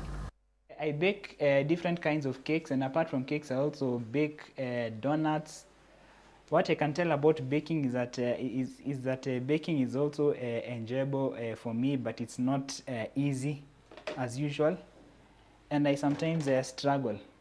We thought that whatever else we do, we also look at his future. Where is this guy gonna be in our absence? What could he do? So if we can establish the place to be the kind of place he can go and sit and he can be assigned duties, make some pastry, fry this, or, we have guests who want, he can be able to do those kind of things. He's already good in IT, he can manipulate it. It's just that we can't say he has special interest in it, but if you found him idle here, he would be doing some things on the laptop, Okay, to be a baker, to start my own business, my own bakery. Yeah, yes, but before that I also planned to be an economist, to study economics. What changed? Okay, it's because the way I didn't succeed. Majority of people with mild autism will be able to go through their education quite well if they get support. And as I mentioned, that majority of them tend to have a good level of intelligence. They are likely to do well in their studies and get into certain professions. Interestingly, a big number of autism prefer engineering courses. So IT like courses of mechanical engineering, agricultural engineering, anything to do with technology, they are gurus in technology. They are the best. If you get a photographer who has autism, you'll have the best photographer. Okay, what I can tell about me liking photos and videos is that me, I just take videos anytime, like in church when there's praise, because for our church is lively, and it is fun. I enjoy taking videos so that I keep them and also send them to people. Parents have to monitor their kids from the very early ages, see how, if you suspect there is something out of the normal from other kids that age, please run and just have that early intervention done. So for mild autism, as they grow up, then the burden starts lightening up, becomes a little bit light. But if early intervention was not done, it becomes even more complicated as they grow up. That means that you need to work closely with maybe a speech therapist. If there's language-related issues, you need to work closely with an occupational therapist. But the most important thing in early years is usually play. The major characteristics of this boy is No. Hi, baby. No, ABC. What? Apple. Alligator. Meow. Bus. Here. Go sit over there. The major ones are tiptoeing, the violence. They're very violent, but violence, that one I can tell you for free that it's just because he's looking for attention. He's trying to communicate. It's just a means of communication. So whenever you see your child is trying so hard to be violent with you, go to his level, hold him, show him a lot of attention and love. Try to understand where he's coming from. You always get information. Yes, I am not 100%, but at least on that part, I know it's a win-win. Okay. The jumpy, also you can calm it down by allowing the baby to just go out, let him be outdoors. Yes, that one helps. Yes, and of course the therapist. I keep on advocating for the therapist. Engage the child in a lot of play to develop language skills, to develop social interaction, to develop their emotional skills, to develop their pre-academic problem-solving skills. So a lot of play. Cut down on TV. So nowadays parents are quite busy and caregivers are also busy, and therefore they leave children watching TV or playing with phones, and then they do not develop certain skills. So cut down on screen and let your child focus more on social interaction. Yeah, what we know is really bad on him is the soda, the cakes, because now the sugars are too high. He does not take tea, so he doesn't do sugar. So of course, he loves candy. You'll give him that candy and you'll see he's on the high notch. He's hyper, like any other child. So nothing much to really worry about. But the key word is try and identify what works for your baby. Yes, but it is very expensive. Of course, as Esther Wahome was saying, the system, the international system is the easiest. The British system is very easy for them. So that one always is very scary. As I walk this journey, I'm very scared. But I always say the same God who gave us this boy, the same God will provide when that time comes. But for now, he's doing well. The squeezing is very good. He's loved there. He's really appreciated over there. Don't take the children to a special school because it will worsen the situation.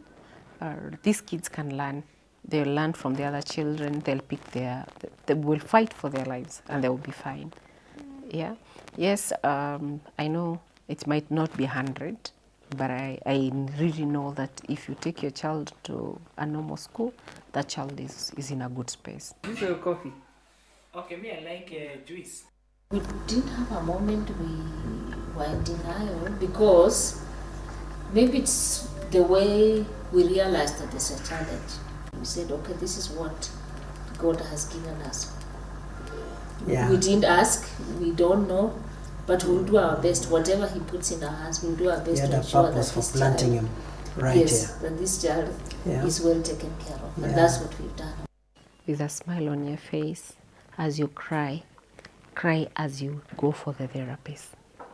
Cry there, but you're still helping your child. Do not try and cry and forget what is important. You need to save your child. Yes, you need to save your child. The world is cruel, the world is rude, the world has not accepted our children, so it is upon you to make a choice. To be crying, to feel sorry for yourself, please do. It is important. Feel bad, cry, scream, shout, do everything that you can. But as you do that, still carry your baby and take them for the help that they need, and that is therapy. Who is closer to baby Ivan, you or Natalia? Natalia. How did you take it when you heard that baby Ivan is autistic? Does it trouble you? No. I just love how God created my family, and I don't have any trouble with my family. Even if we argue, we disagree, I'm still happy with my family.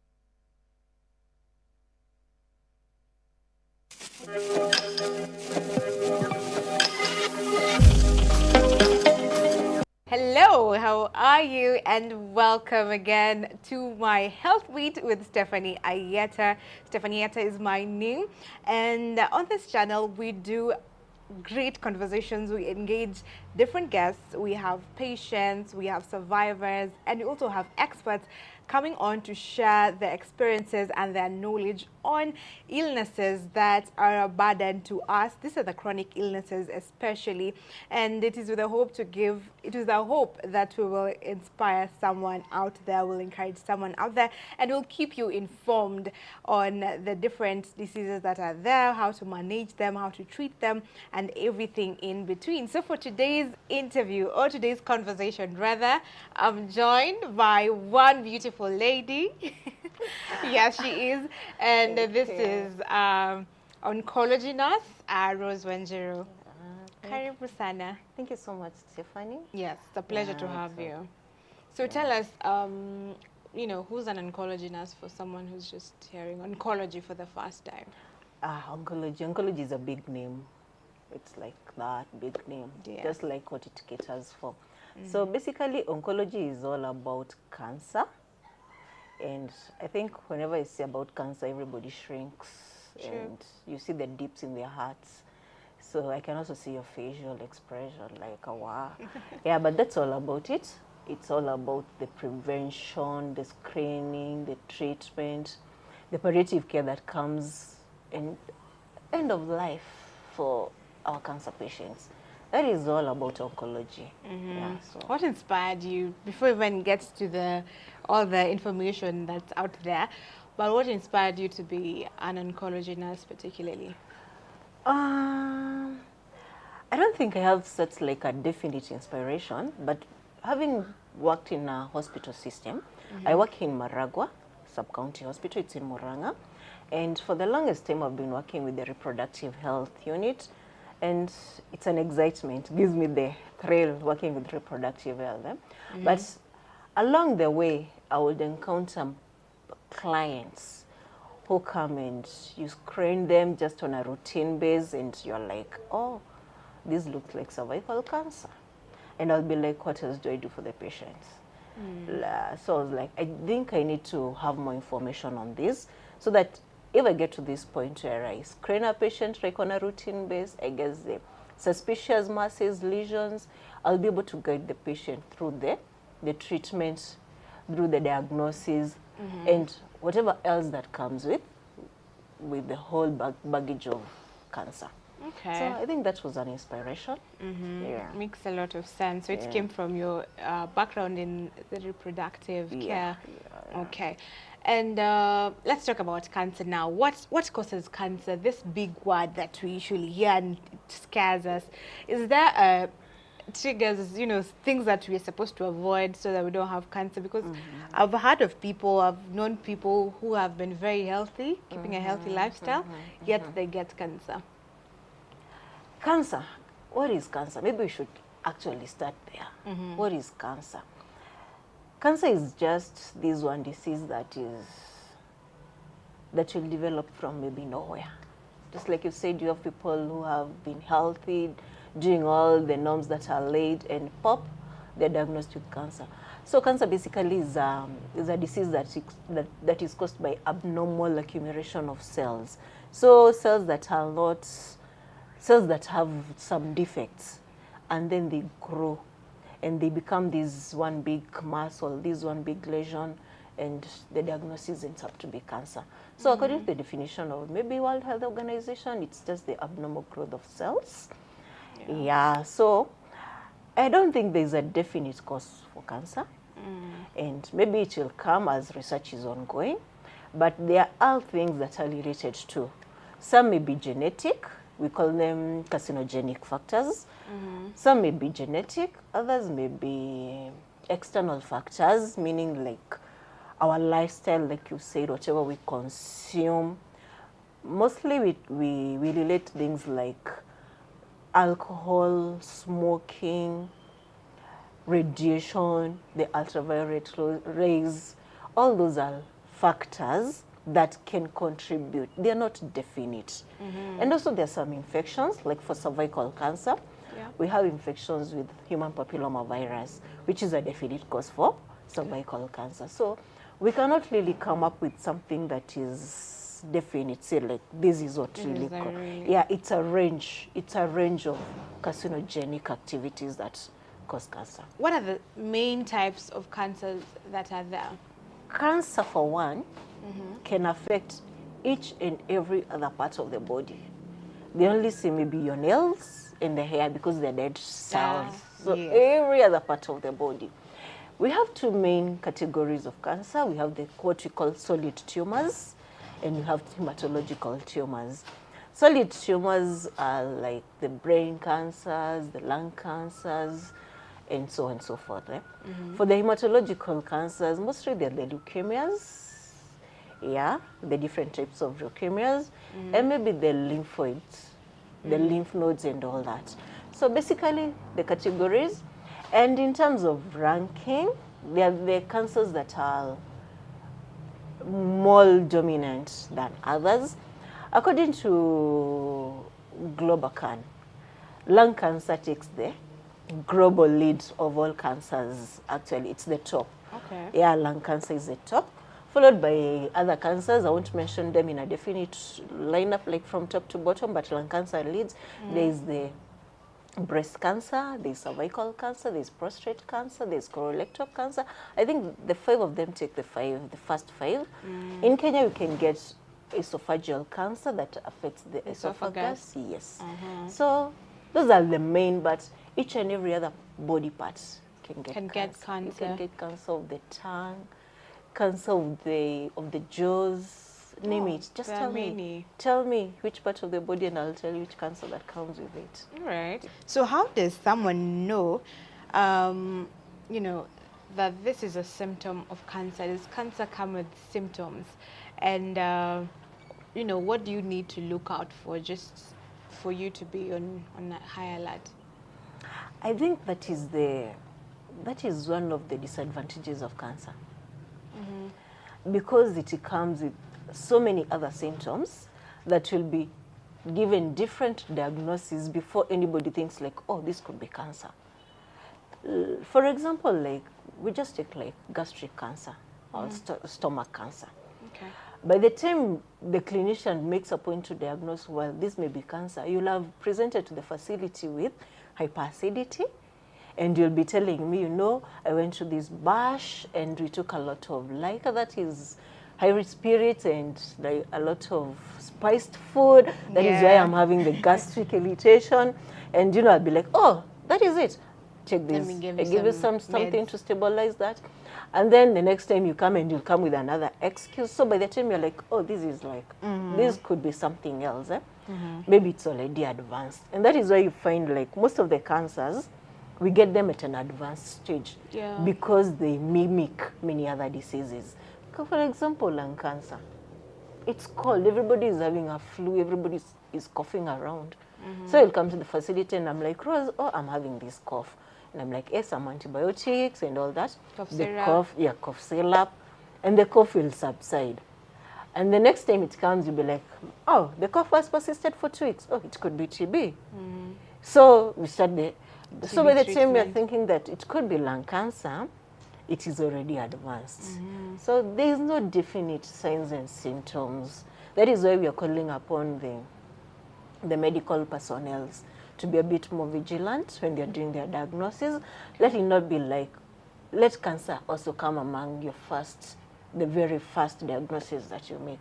Anything you see, don't leave in any loophole at any one point. It should be at the back of your mind running like, it could be cancer after all. It could be pneumonia, but still it could be cancer.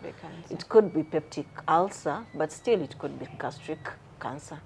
Yeah. Tell us about the different stages of diagnosis for cancer, because sometimes you hear someone was diagnosed with stage 1, stage 2, stage 3, stage 4. And what does these stages mean? Okay, basically the stages are the,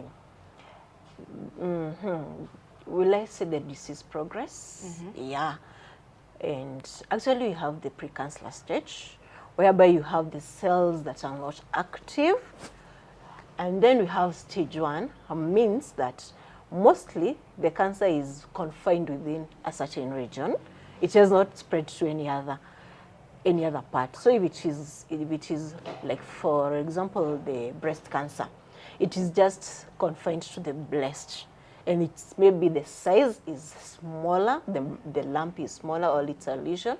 The lesion is small in size, it's confined to that particular organ. Okay. So we go to stage 2. Stage 2, mostly we can start talking about a larger size and starting to take more space.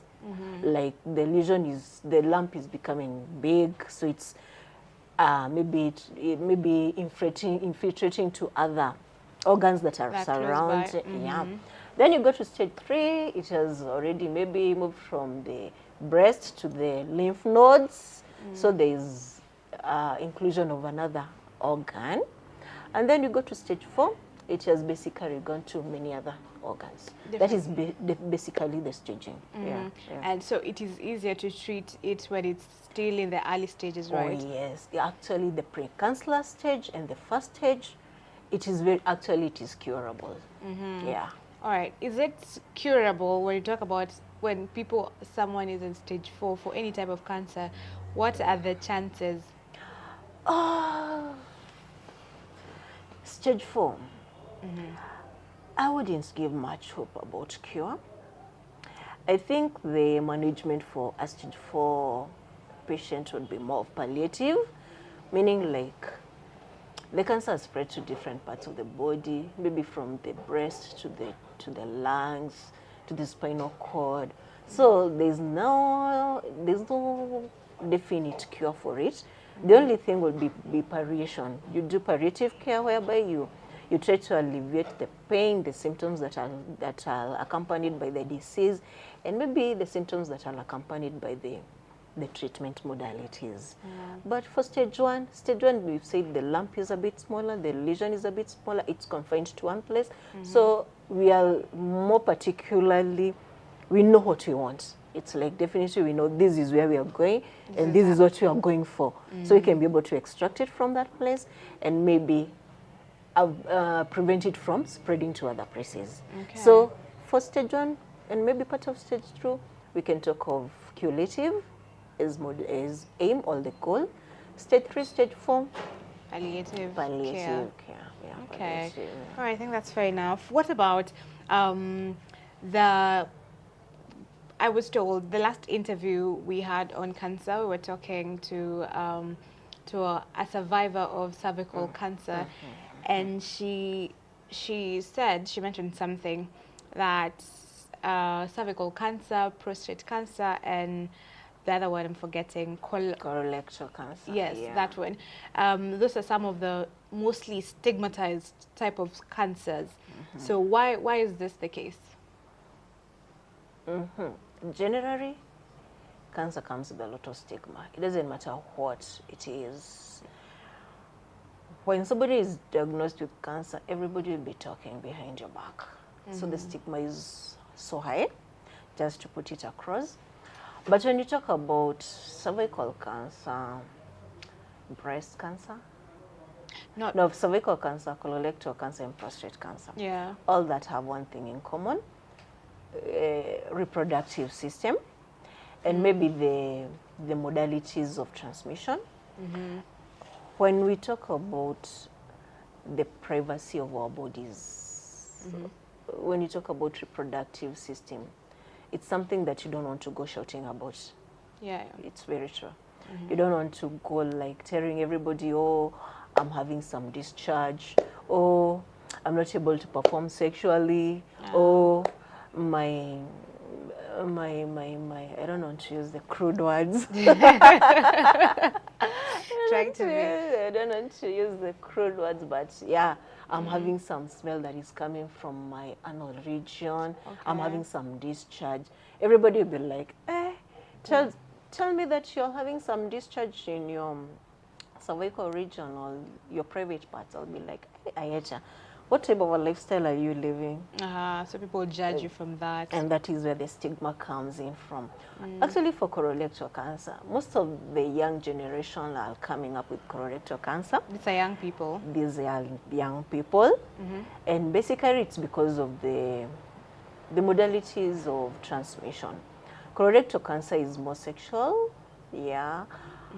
So when we go about talking about the LGBT, the gayism and all that, so it comes... It increases the risk of getting colorectal cancer. Yes. Actually, one of the causative, one of the causative features of colorectal cancer is HPV, human papilloma virus, which is also related to, actually it's the only infection that causes cervical cancer. And cervical cancer is more sexually transmitted at a very high percentage, though you can get the HPV from many other surface areas, but mostly it is sexually transmitted. Okay. Talk about prostate cancer. Who wants to come and tell us that already they're having erectile dysfunction? That is because of the treatment? No, because of the disease. Who will want to come to tell us that, you know what, I'm not able to go pee, it's painful, I'm having discharge in my penile. You see, that is where the stigma comes in. Okay. So that's why they should, at least viewed as some of the stigma, mostly stigmatized. So what are the treatment? Let's start with the treatment, and then we go to the management of cancer, the general one, or maybe even you can highlight for some of the common ones. I think we can join the treatment and the management as one. Okay. So basically treatment, we take two main goals, either palliative or curative.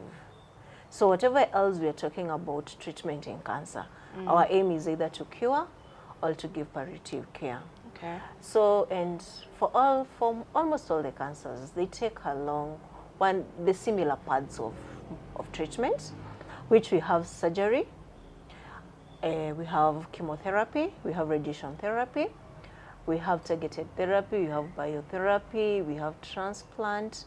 So it basically depends at what stage of life or at what stage of disease are you in, and what is our aim when you're giving you the management. And the management, and we've said our aim is basically determined by the staging. So if you're stage 1 and stage 2, we'll be looking more so at curative. So if you're doing surgery, our aim still is on curative part of it. If it's chemotherapy, our aim is curative. When you talk about surgery is when we want to remove that particular lump or mass or tumor. So that's why, for most cases of breast cancer, when it's identified early, then we usually have mastectomy. Okay. So we want to remove the tumor, and then we can, on top of surgery, we can either do radiation, meaning that any other cells that have been left out when you are doing the surgery will be destroyed by the radiation. We can decide also to do chemotherapy, is, okay, we call them as adjuvants or neoadjuvants or whatever it is. Yeah? So we can decide to give surgery, then we combine with chemotherapy. So meaning that we've extracted the tumor, we've extracted the tumor, but we don't want to leave any chances that there might be one cell that we didn't get. Okay. So we are trying to hit it with the chemotherapy. The same for, like for leukemias, we do transplants, whereby we go and there's blood exchange, just to put it in layman's. So like if we are trying to we transplant where the blood where the blood is made. Let me just use that. Okay. So we change. Mine is not cancellous, yours is cancellous, so we just exchange, do an exchange. Yeah. So you exchange or you remove the cancerous one as you put in there? You cannot be able to remove. We are trying to change, to implant, to give you new cells that are not cancerous as we take out the cancerous cells. So the cancerous one is taken? Yes. And then the blood goes back. You get your blood back. No, you do. Somebody donates. It's a transplant. That is why you hear people going to India for transplants. Yeah, basically that. Okay, but I've never had, with the blood, I've never really understood how it works. What happens, we have something we call stem cells.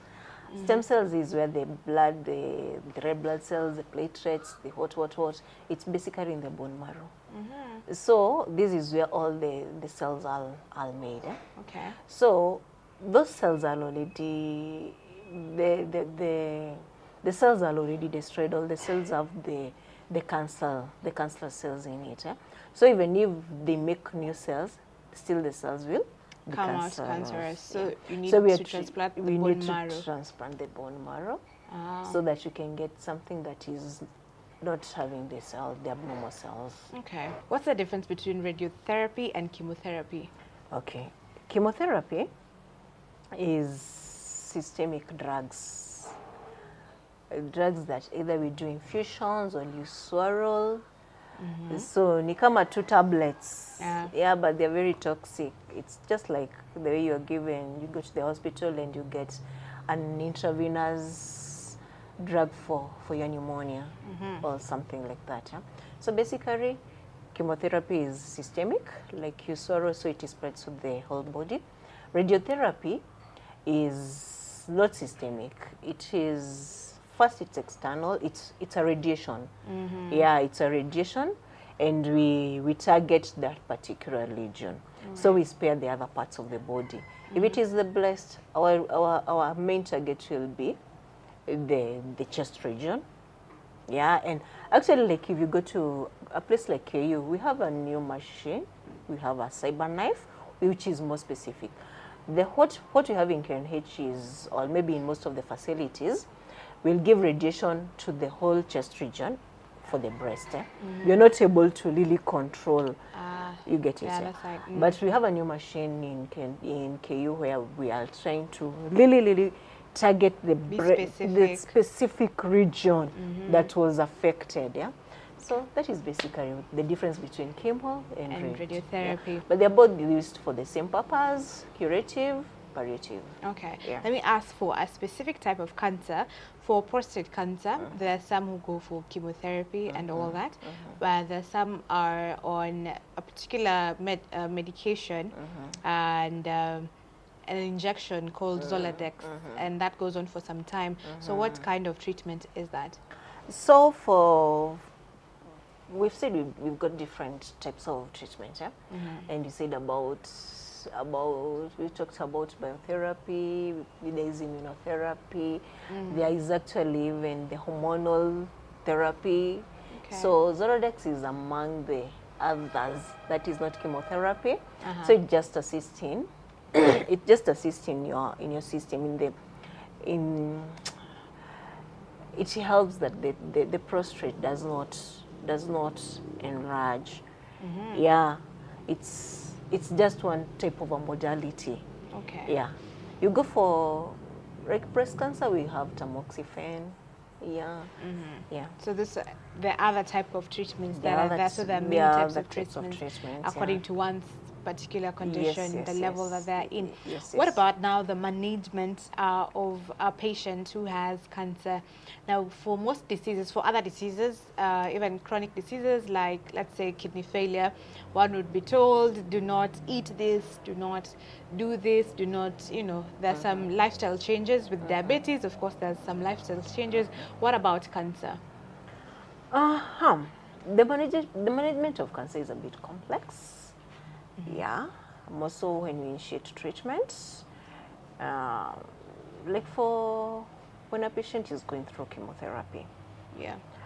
Most of the people say like, oh, when I got my chemotherapy, I became even worse. I deteriorated. I don't know if you've heard such stories. Yes. So we are a bit more specific on whatever type of management the patient is on.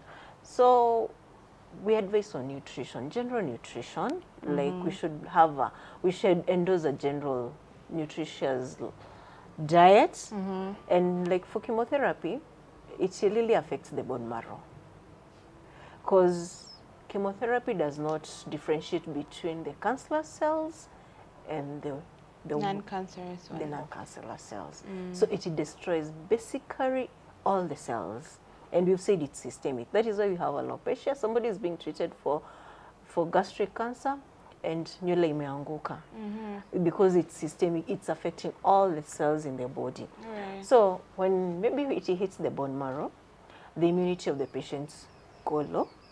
So we advise the patients, the hemoglobin, the level of the blood goes low. The patient is prone to infections. The patient is fatigued because of the chemotherapy. You know, when you get maybe the red blood cells are hit and destroyed. So the oxygen levels, the capacity, it's the red blood cells that transport the oxygen.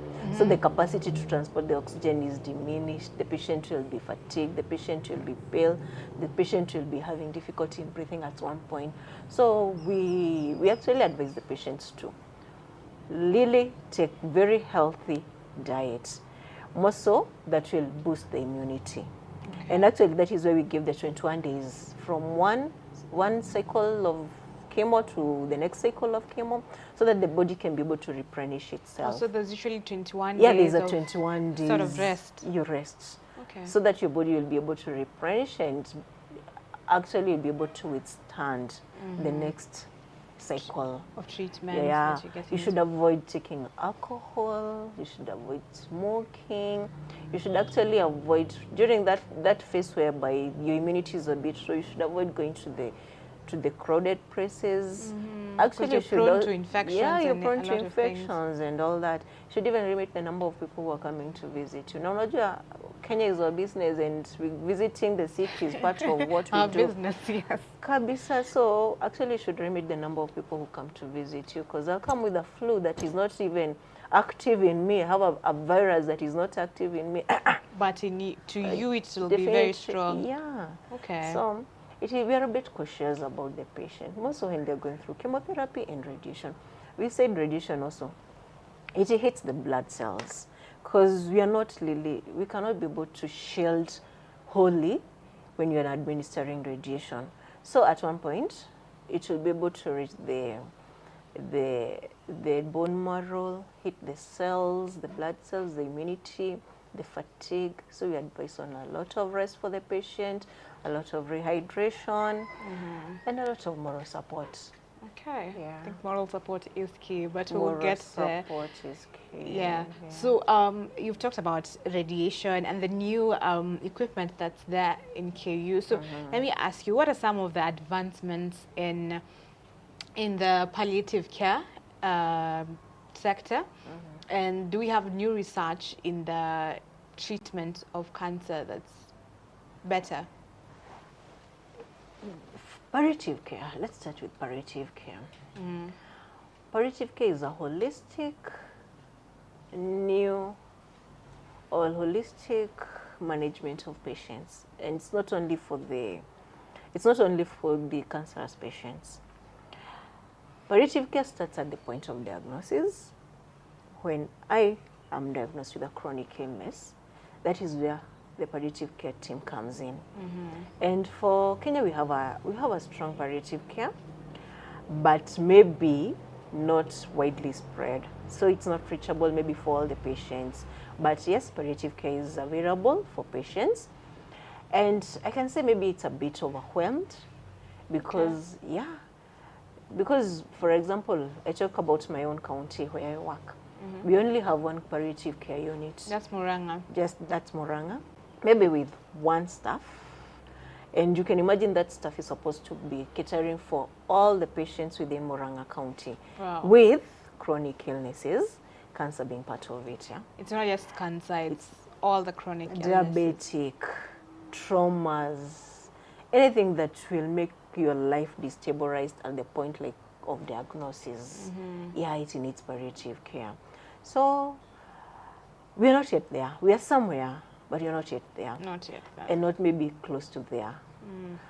A lot needs to be done still. A lot. Palliative care is what caters for the pain, the cancerous pain. Are there drugs that are available? It's a question I'm asking. It's not a point that I'm putting across. Okay. Do you have accessibility to those drugs?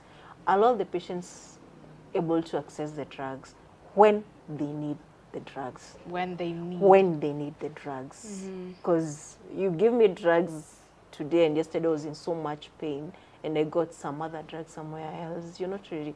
And also the supply. How is the supply of the drugs? Is it all through? Is it affordable? So there's so many other things. But yes, there is palliative care. It is there in facilities, but still we need to, the government, let me talk to them. Yeah, let me talk to them. Yeah, let me talk to them because we really need to upgrade. I know that the burden of, let me talk about cancer is becoming so huge. Right, left and center, diagnoses are being made daily. We need a really strong palliative care system. Okay, all right. Do we have new research in cancer treatments? I think research is there every other day.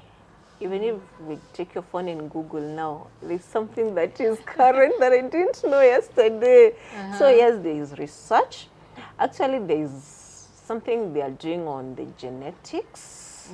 Like they're able to get the particular gene from your body that is causing the cancer, and they're able to hit it.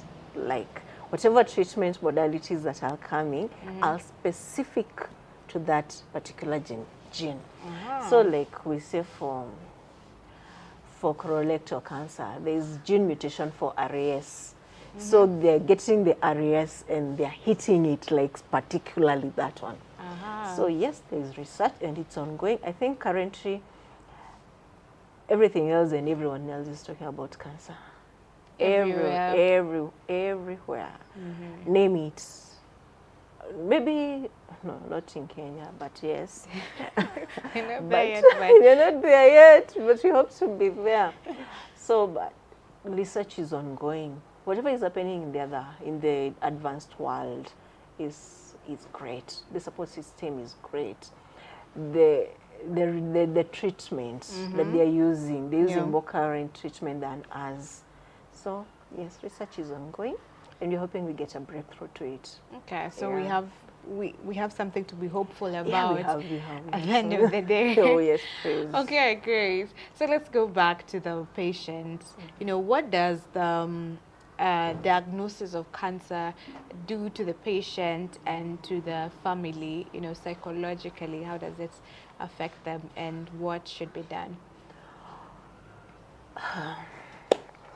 Diagnosis, just like any other diagnosis, it is, do I call it traumatizing? Do I call it heartbreaking? I don't have an actual word to use. I can't describe it. It is shattering. When you sit there and you have the results and you're breaking the news to the patient, I think you can see the patient disintegrate holistically, sink deep, lost, confused, name it. So it is a hit. It's a hit on the emotional part of it. And the worst part is actually the journey from diagnosis to the treatment and management journey. Yeah. It is psychologically draining, emotionally draining, financially draining. Let's not even talk about the financial part of it. It is terrible. It is actually, I don't have the right words. Okay, I don't have the right words because it is there. Yeah, it's a very hard moment for the patient. You're just there with the patients and you don't have the right words even to explain the journey that is ahead. You can only but think of what is there. The side effects that come from treatment, the number of days in hospitals, the days that you're not even able to move your body, or you know you can't do anything for yourself. Everything, the holistic change of our lifestyle, change of our lifestyle, because everything you've been doing everything for yourself. Then you need somebody to be taking you to the washroom, somebody to be assisting you in feeding, somebody to be accompanying you to the facilities. It gets to that point and it gets bad, but there's still hope, you know. There's still hope. That is why we're here. That is why hope. Yeah. It can still be cured, it can still be managed, and life can be better. Early diagnosis, prompt treatment. That is what I advocate for each and every other day, and that is why I'm here today. Like, let us go for screening so that we can get this cancer ternary stage. Take yourself for the checkups. If you have anything that, trust your cancer in any way. Trust your instincts. Let them be wrong, but trust them. Like, it could be cancer. Let me go get that screening, so that we capture it at ternary stage. We start management and treatment at ternary stage, and we go into remission. All right. Yeah, we've seen people who have gone to remission and lived so many years after that. So there's a lot of hope. Okay, great. It's good to hear that. Do we have the support for this, to give information to the patient once they're diagnosed? You know, to tell them that this is how the journey will be like. This is the kind of side effects that you're going to have. But you know, just to encourage them and to prepare them psychologically. Yes. We have a team. We have a team that we call the navigation team. The navigation team will take you through the diagnosis, it will take you through the management, it will take you through the financial impact, it will assist you if you don't have like insurance, NHIF, whatever it is. It will guide you, maybe advise you on that. It will actually link you to the palliative unit where you get support groups. Yes. And is it there in all hospitals, or how do patients? It's not there in all hospitals. Actually, it's not there in most hospitals. Yeah, you get them in maybe hospitals where you have oncology units or cancer centers. Yeah. Okay. So we have a shortage of staffs in the other facilities. Not many people are trained on oncology matters. So not even many people know how to pass the information. So there are a lot of gaps. Mostly in facilities where you don't have cancer units. And how many cancer units do we have in Kenya to start there? So the gap is huge. Okay. But for us who are trained, we can navigate you through that. Yeah. How many cancer units do we have in Kenya, now that you've mentioned it? How many do you know? Can we start from there? I know KU. Yeah. I know Nairobi Hospital. How many people can afford Nairobi Hospital? Go on. Not many. That's a private one. So we talk about public. We talk about what is accessible to you and me. There are not many. Yeah, we have some. The Texas Cancer Center. It's private. That's private also. Wow. The Aga Khan is private. You want us to exhaust the private ones? There's the avenue. So when you go to the government, we have like the KNH, it's parastatal, KU is parastatal. I think those are the big ones, the main ones. So we have one in Nyeri that is not fully fledged because it doesn't have radiation. It just does chemotherapy. We go to Nakuru. They have a nice cancer center. They actually have the radiation. We go Okay. to Garissa. We have one. We go to MTRH. And Eldoret. Yeah, Eldoret, yeah. Those are the main ones. Maybe the others that are upcoming, like not fully fledged. When I say fully fledged, like they have both radiation and chemotherapy. Yeah. Okay. Yeah. So a lot still needs to be done. The government still needs to do a lot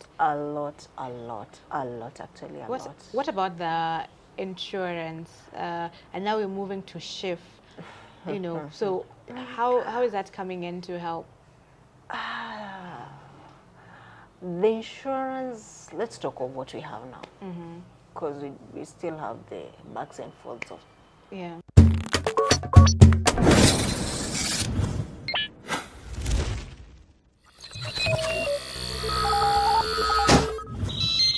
Y254.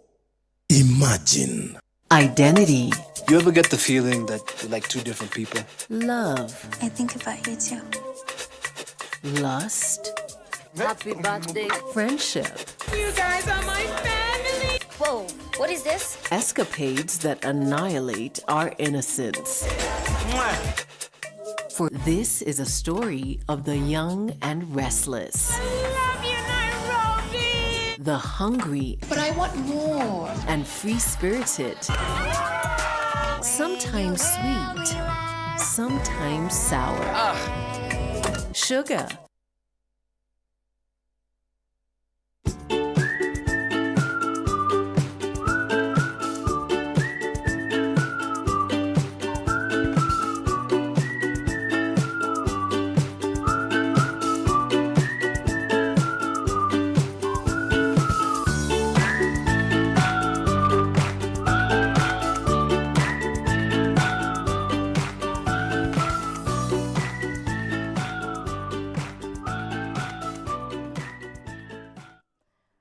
And a very good morning to you. It is about 8 minutes past the hour. That is around 9 a.m. It's not around, yes, it's 9. So around 8 minutes past the hour, that's 9:08, 9:10. Depends on where you are or how fast you are or how fast your watch is or how fast you want the day to go. Ngoja Christmas bwana. Kama naweza sema leo ni 20th, I would do so gladly. Whether it's Valentine or at Color Me Val and everything. Hashtag of the day is Why in the Morning. You can interact with us, or rather we would like you to. Yes, let me not use any big words, but we would like you to just interact with us kindly on our socials. That is at Y254 on Facebook, Y254 channel on X, Y254_ channel on the gram, and of course, all those other lovely platforms. Now, I am not alone. We're at the tail end of the show. But if you watched us from the beginning or missed it, you know what to do. You can catch us also on YouTube. Same handle. I have been with Grasha Maingi. Grasha ametupatia story hapa. She asked me a question. I think she asked me 2 questions in which we took 40 minutes to answer. So if each question had 20 marks, 20 marks, that means 40 minutes. So yeah. But there's never a dull moment with Grasha. Never ever a dull moment. So I think every Wednesday, kama tujaipanga date, tupange tu yetu asubuhi from 7 in the all the way till 10 in the AM. Now what you just saw was a feature by one at Stephanie Ayeta due to public demand. Ni kama mlikuwa mnataka hii sana. And we like to give the people what they want. That's why we're here either way. So I hope you enjoyed that. That is My Health Beat by Stephanie Ayeta. You can also find her on YouTube as well. Same handle at My Health Beat in case you just want to see that again or see what more she has to offer. Now, without further ado, let's get to the panel discussion. And today we are asking gender roles. I'm thinking this has something to do, I'm feeling admin, Stukama in spirit, but it had something to do with the femicide march that happened yesterday. But of course, there was also another one that happened earlier this year. So maybe that's why we're talking about gender roles. But it could have something to do with Christmas as well. Nani anapika nini, nani anasha nini, moto, etc., etc., etc. So that's what we're talking about. Please do join in the conversation. Remember to use the hashtag one more time is Why in the Morning. Good morning, ladies. Good Muko salama. Nimetumia kizungu mingi imeisha. How are you? You're fine. You look fine. Let me start with you. What's your good name? My name is Mary Mwini. Okay, and Mary Mwini, tell us a little bit about yourself. I'm a student from the University of Nairobi, second year. I'm doing English and Literature from Kiku campus. Okay. Mary Mwini is also a counselor and also the chairperson of NYGCA. Okay. What is NYGCA? NYGCA is an association which gives trainings about counseling. Yeah. Okay, so you are a certified counselor? Yeah, sure. Okay, so what's the difference between a counselor and a psychologist? Okay, a counselor is someone who can advise you on about life, yeah, when you have challenges. And the psychologist, okay, let me just say psychologist far above the counselor. Okay. Yeah. All right. That's just in terms of what they read, the yeah, kind what of... they do, what they can handle. Oh, yeah. Okay. All right. So nisikukujia na mashida kubwa kubwa hivyo tu ndo unaniambia. Yeah, sure. Nitolee tu kidogo. I'm a child. Okay. All right. And you are? Good morning. Morning. My name is Lynn Fancy Brenda. Okay. I'm from the University of Nairobi. Okay. I study journalism and mass communication. I'm a passionate model. Nataka uongeze volume yako kidogo, If you are radio, assume I have added your volume. Okay. My name is Lynn Fancy Brenda. There we go. I'm from the University of Nairobi. Study journalism and mass communication. I'm a passionate and ambitious model. I'm a Girl Child Ambassador, Elders at 60 Ambassador, and the founder of Penda Africa Organization. Okay. I'm currently reigning as the Miss Independent Nairobi. Okay. So what is Miss Independent? Okay, those are a lot of accolades. Miss Independent Nairobi, what does that entail, actually? If I was thinking Miss Tourism, so what does Miss Independent? Oh, so Miss Independent Nairobi is a celebration where we celebrate heroes, especially women. So it's Miss Independent. Okay. Yeah. So you're a hero, you're a heroine. Okay, all right.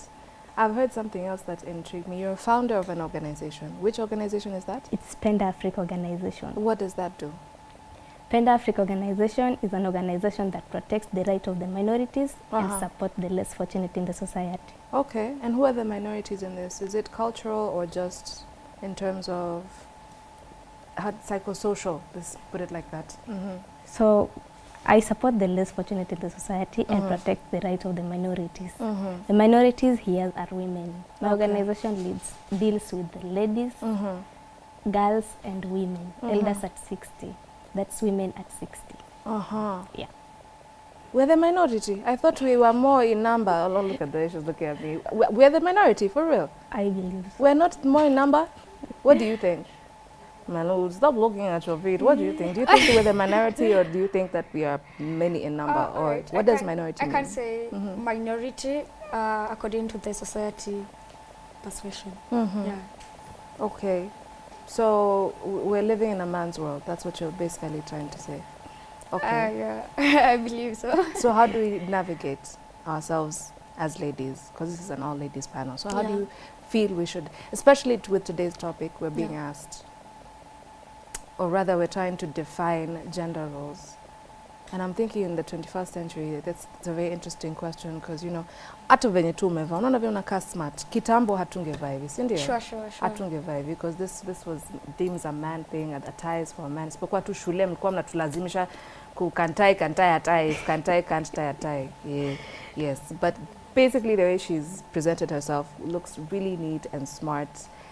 A long time ago, it was not really the norm. Let me say it wasn't the norm. So are we breaking glass ceilings? Ama, what's happening? What do you think is happening right now? Yeah, I think the women in today's world, they are trying to showcase themselves, their talents and what they are. Yeah, not like before, when they used to live in the life of society, what society wants them to do.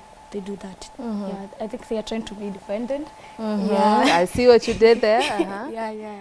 All right, so how do you think independence and the topic of the day come hand in hand? Miss Fancy. Okay, women today are given chance, and also they can express themselves. I believe women today in today's societies are empowered. Yeah. what is empowerment to you? That's one of my favorite questions. Every time we talk about empowerment, what is empowerment to you? Is it a voice that we give? Is it, let me not lead the witness. What is empowerment to you? Okay, I can say empowerment, according to me, it's characterized. How you aspire yourself and how you express yourself. Yeah. Okay. So the fact that we can express ourselves, that means at some level we're already empowered. Yeah. Do you believe that there is this, I'll call it a rumor, there's this rumor that right now the girl child has been empowered so much we've left the boy child behind. Do you think it's true? Yes.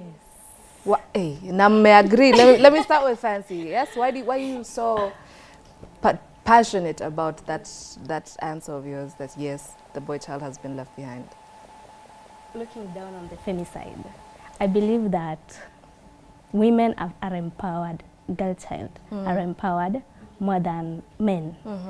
Why? Because we empower ladies and women living alone men. So men are confused on how to handle ladies. Yeah. Okay. Do you feel the same, or you just agree? Yeah, Do you I want to just take? feel the same. Even the question has just reminded me of a conversation that I saw it somewhere. Come that on, give me, they were like, no, this thing of gender-based violence, it's more of women. And then there was a guy who was like, no, what about us men? Even I as a man, like he was saying, I don't have the voice that to go and tell someone I have this problem and I have this and this, because the society all out here, they are saying I am a man, you're a man, you don't have to cry. No, you don't have to come to me to tell me I have this and this. You don't have to come to me and tell me how my wife is doing me to this and this. You're a man. Get? Yeah. Okay, that's a bit unfortunate. So last week on Thursday, at a time like this, I was hosting two gentlemen. Wote wasanii, Yeah. So I don't know need kwa tunaongea obviously about the music, but at some point I don't know what I asked, and they said, hey, mwanaume wali. I'm like, hey, like why though? Like why? It's normal. Even if kama unataka kulia kwa bafu bana, uende tu kama umenawa, just cry for myself. Lia kutoke. Walisema lia nitoke. Hawezi lia. Kwanza mtu kama mzito sasa mali yako amshwa na kastika vibaya sana. Mwambia mwanaume sijui analia na ndani. I don't know what that ndani is. But what does that do to you really? See, na kubuild two frustrations. Yeah, sure. Yeah. You are hurting yourself. Yeah. So you would appreciate a gentleman who is very in touch with his emotions. Yeah. Akae tu kidogo hivi ashaanza kulia. No, it's not like that way. If kama uko vibaya, just say it. You don't have to hide it. Usijiweke kwa moyo. It's normal. It's okay not to be okay. Oh, yeah, I like it's not that. as women when we have mashida tuna run everywhere. It's okay. Yeah. All right. Do you think it's easier for us, Miss Fancy, to share with other girls, or just generally to ata dini sana sana, you hear in the religious space you'll find a lot of women and children there. Is it because we're more vulnerable, or we're more susceptible to open up to someone when we are feeling overwhelmed? Ama ni nini hapo imeendelea? Women are vocal. They do speak. Like, mimi kitu kiniumiza, mpaka nitatafuta mtu nimwambie mimi na hiki kitu kiliniumiza. Yeah. Ikutoke. Initoke. Okay, all right. So who taught us that crying is okay? Who taught ladies crying is okay? Ama unaona hata venye amekuja uso, like, why isn't crying okay for anyone? How am I reading your face? Okay, I believe in crying, you take out what is hurting you. That's what I believe. Okay, I can't advise you when you have a problem or when you're facing challenges, you cry. It's how you deal with your problem. But if crying will help you, please do it. Yeah. All right. So there was a particular space I was in over the weekend. Na tulikuwa tuna watch game fulani. Yeah. Lakini Manchester United tumesema ni next season, but ni sawa. So anyway, so I was watching the Man U game. Nilikuwa against who? The Forest people are Nottingham Forest. Atulipigwa, yes, but si vibaya. Like 3-2. Sawa. Kidogo tu. Kidogo tu. Na I think ref alicheza vibaya mahali, but anyway, ilikuwa tu kidogo. So you want to tell me that thing is emotional. When nilikuwa nao walikuwa nafaa kutoa at least one machozi. Ama there are things to cry about? Mnaniangalia na mimi nauliza swali bana. Are there things to cry about? Are there specific things that we should be or bora tusikie tu emotion flani? Okay, you know, the issue of what is hurting you, they are different. What can make you cry maybe cannot make me cry. So according to them, maybe the pain that they had when they lost, it was not equal to crying. Yeah, that's what I can say. Yeah. You want to agree or disagree? You agree? Yeah. With very few words. Okay, all right. So you said something very interesting about gender-based violence being, or the idea that is mainly affecting women or females, yes? So gender-based violence is just that, gender-based violence. Na gender ni mbili, si ndio? Of course. Okay, as we know them kindly. Hizi zingine zenye ziko fluid, or you're a man identifying as a woman, tuweke tu kando kidogo. Let's just think of the two main branches. Okay. Sinika bank inakuanga na main branch, alafu so either female or male.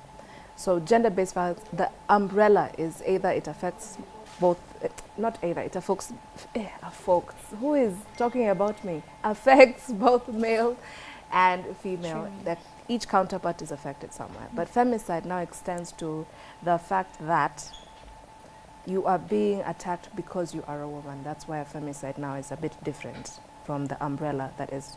So a man, ukitaka kuniambia anaenda kwa polisi, na si polisi wa movie, polisi tu wa kawaida wetu. So aingia tu kwa police station, aende report bibi yake anamchapa. Uko sure ataambia mwenzake, hebu kuja usikie hii story kwanza. Hebu kuja ndani come kusho. Sikia huyu. Uko sure ataambiwa hivyo? Yeah. The same thing you said, it was in that discussion. They were like, even men, they have the fear of going to police station or looking for help just because they have a problem. They will be like, unapigana bibi yako na unaniletea shida zako. Aje sasa. Kwanza tu ufai kuongea bana. Aje sasa. You get, yeah, something like that. Yeah. So how are you feeling about it, Ms. Fancy? No narrative changes on that. We had a discussion on Semanami Kenya, and the same narrative is what we are repeating. Men, in case wanaenda police station, wanaambiwa aje, like, iyo handling yao si kama women. Hao wanaambiwa aje, huyu mwanaume anachapa na mwanamke anakuja kuripoti huku. Makosa. Yeah. All right, so now that you've already had this conversation, what is the solution? What are we supposed to do? Ama kunafaa kuwa na ka department kao tu. Basi hata ukionekana ukipita hapo, sini kashida kidogo. No, I just feel that those all can help. They have to know, like, it's not all about the women to be beaten. Hata mwanaume anapigwa na bibi yake, it's okay. Kama mtu amekuletea shida, kindly just look away to help that person. Yeah, because it is happening. We can't just tuseme haiko, it is happening. All right. Yeah. And just basically, if there was just domestic violence in the household, alafu usikie mtu amepiga nduru, na when a neighbor, and you've decided to take it upon yourself to be a good Samaritan. See, good Samaritan tuliambiwa ule wa Biblia anasaidia. Yes, so you go report the case. Alafu waende wakwambie, mambo ya watu wawili, wachana. Kwanza wanashare kitanda na pilo, wachana tunayo. So what are we supposed to do with that now information? How are we supposed to next time maybe utamsikia, utamwona akienda kuzikwa, saini pilau tunaitiwa. I think we should change on the policies. Ati mambo ya watu wawili msiingililie. Kama kuna problem, we should look for solution to solve the problem. Yeah. You have very logistical answers, but unipei jibu. Like unanijibu lakini unijibu. So for example, what kind of policy would you make? Sasa kama like we should just create awareness that it's okay things not to be okay. We should allow everyone to talk, express themselves. Kitu kama hiyo. Tuendelee kuita watu kababa. Na Sandy kwani alienda wapi? Kwani Sandy ulienda off? Surely. Sandy kwani aliacha kuambia watu kababa? She was really helping the mental health of the boy child. Ama Sandy ulipata mtu kaambia uache hizo tabia?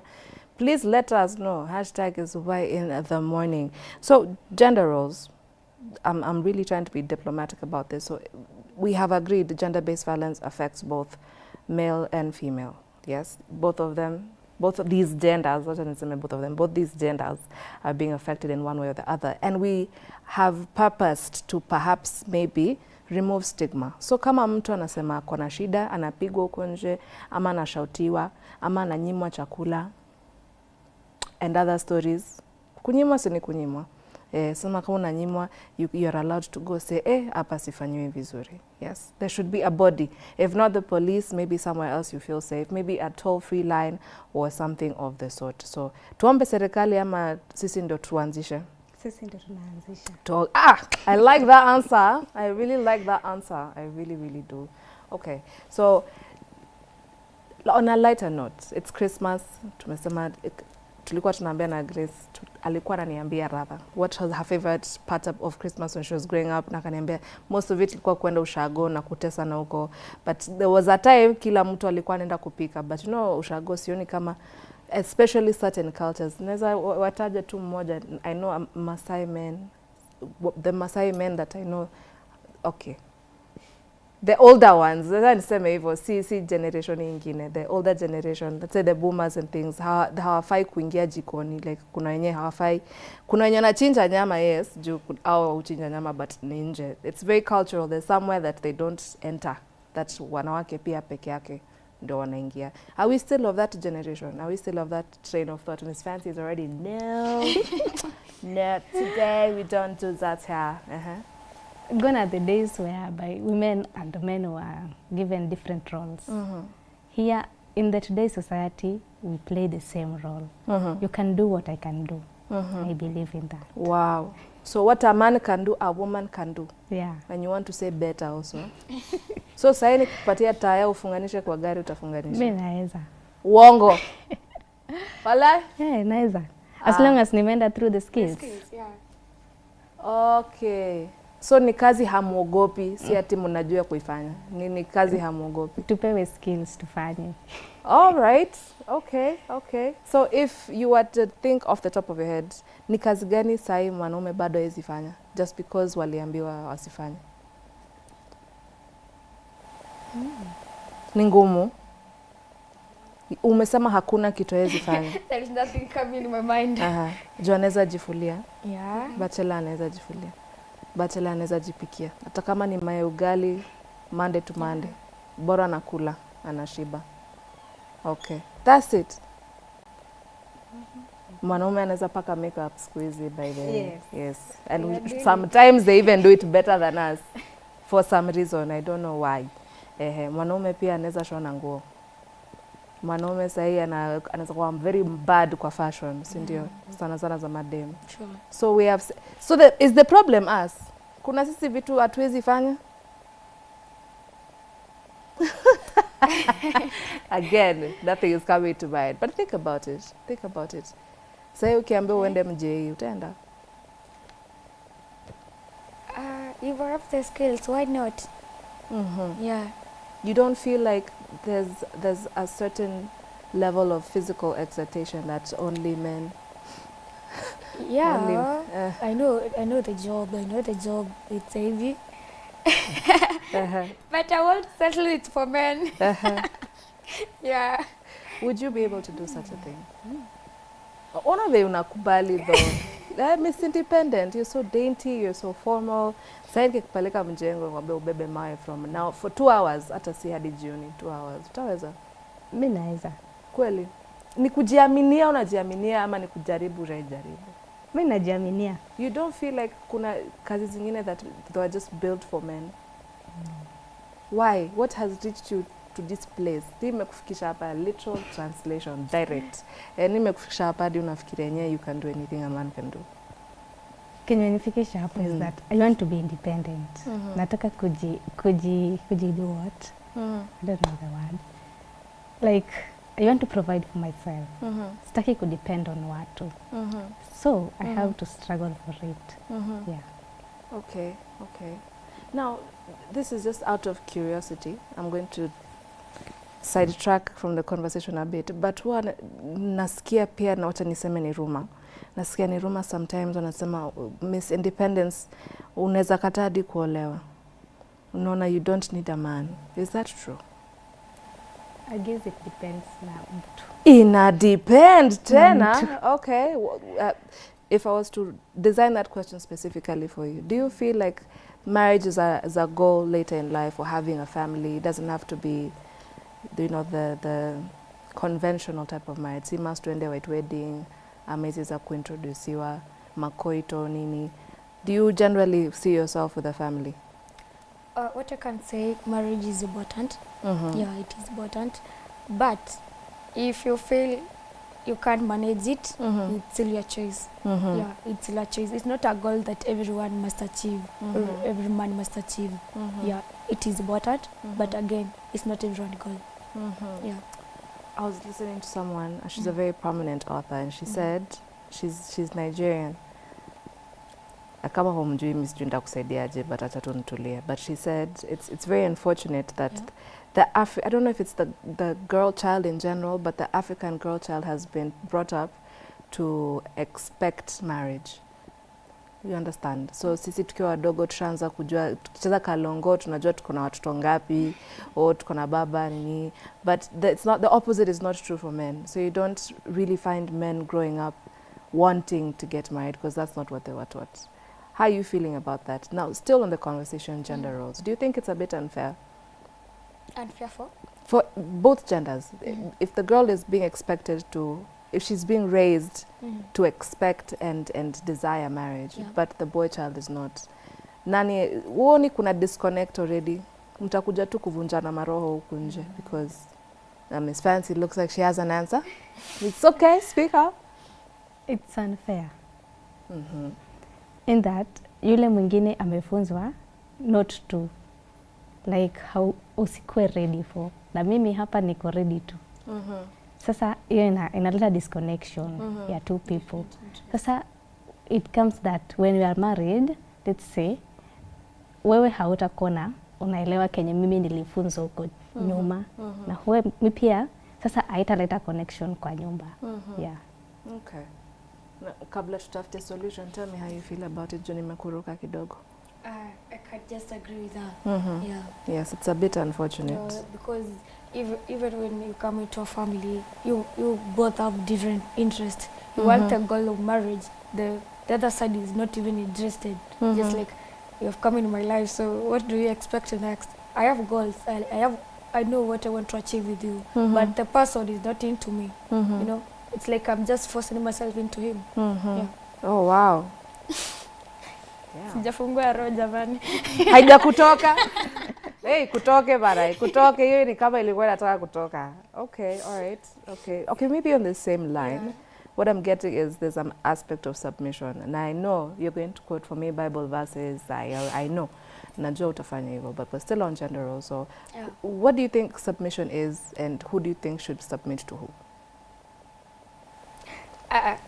That question, nimekuwa into some misunderstanding with my fellow comrades back there, but I know they are watching. Tell me where the misunderstanding was. No.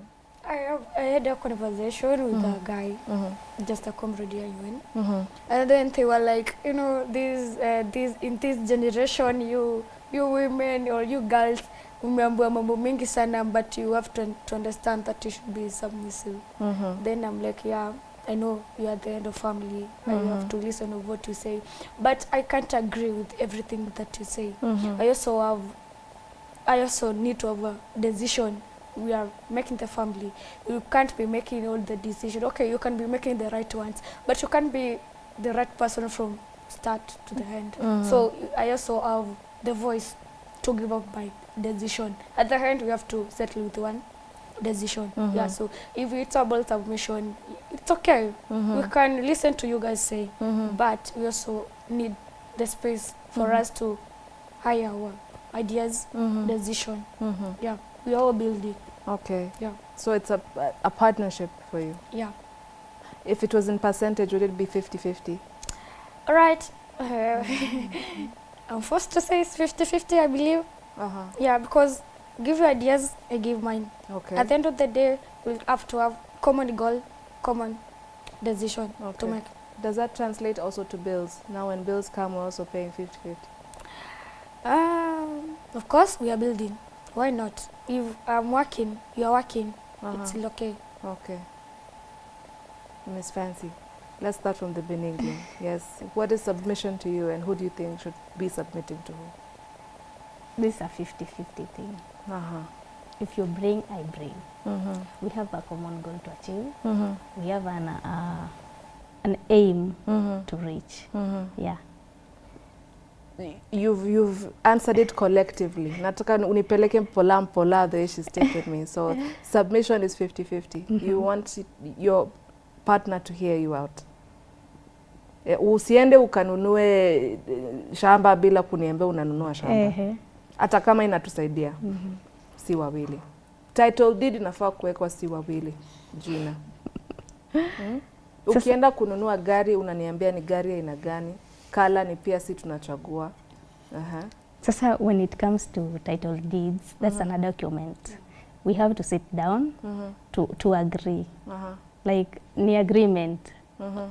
If it is calling another party to join us, wajue kama tuli agree wawili, then hivyo itawaka. Unaingiza the witness hapo ndani, okay? Yeah. Okay. So it's a partnership if it's anything official that you have to sign.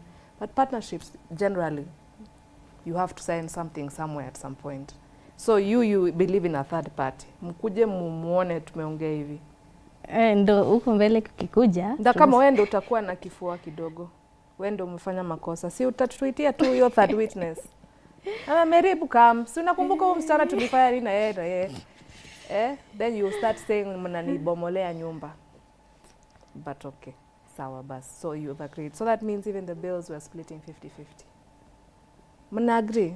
That is if I'm working. Why not? Okay. Yeah. All right. So how would you feel if you were both working, you and your partner, but you're making more money?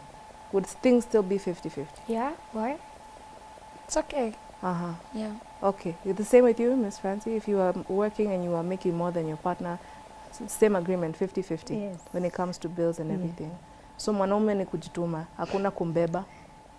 Kila mtu ni kujituma. Kujituma. Yeah. Yo, I have never ever wanted to give my 5 cents like I want right now, yo.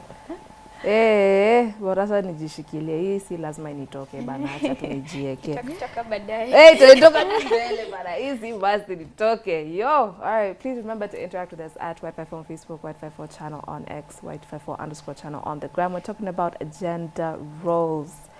Yes, and just basically what are men supposed to be doing, what are women are supposed to be doing, and everything in between, a boy and a man, or a girl and a woman.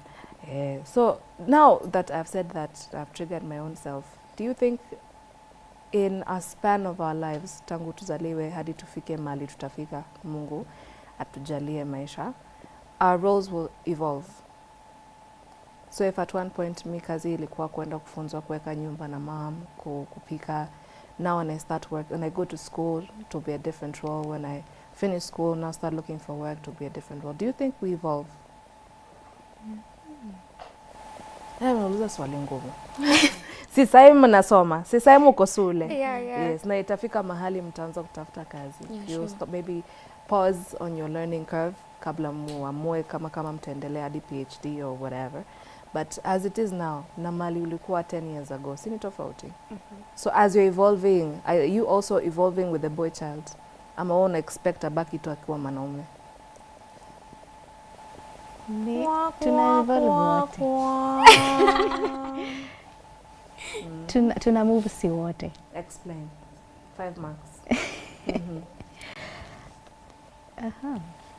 So tukiendelea from tukisoma, like when I was 1 years old, sikuwa naweza vuka barabara. Ni peke yako? Peke yangu. Mtu alikuwa ananivukisha.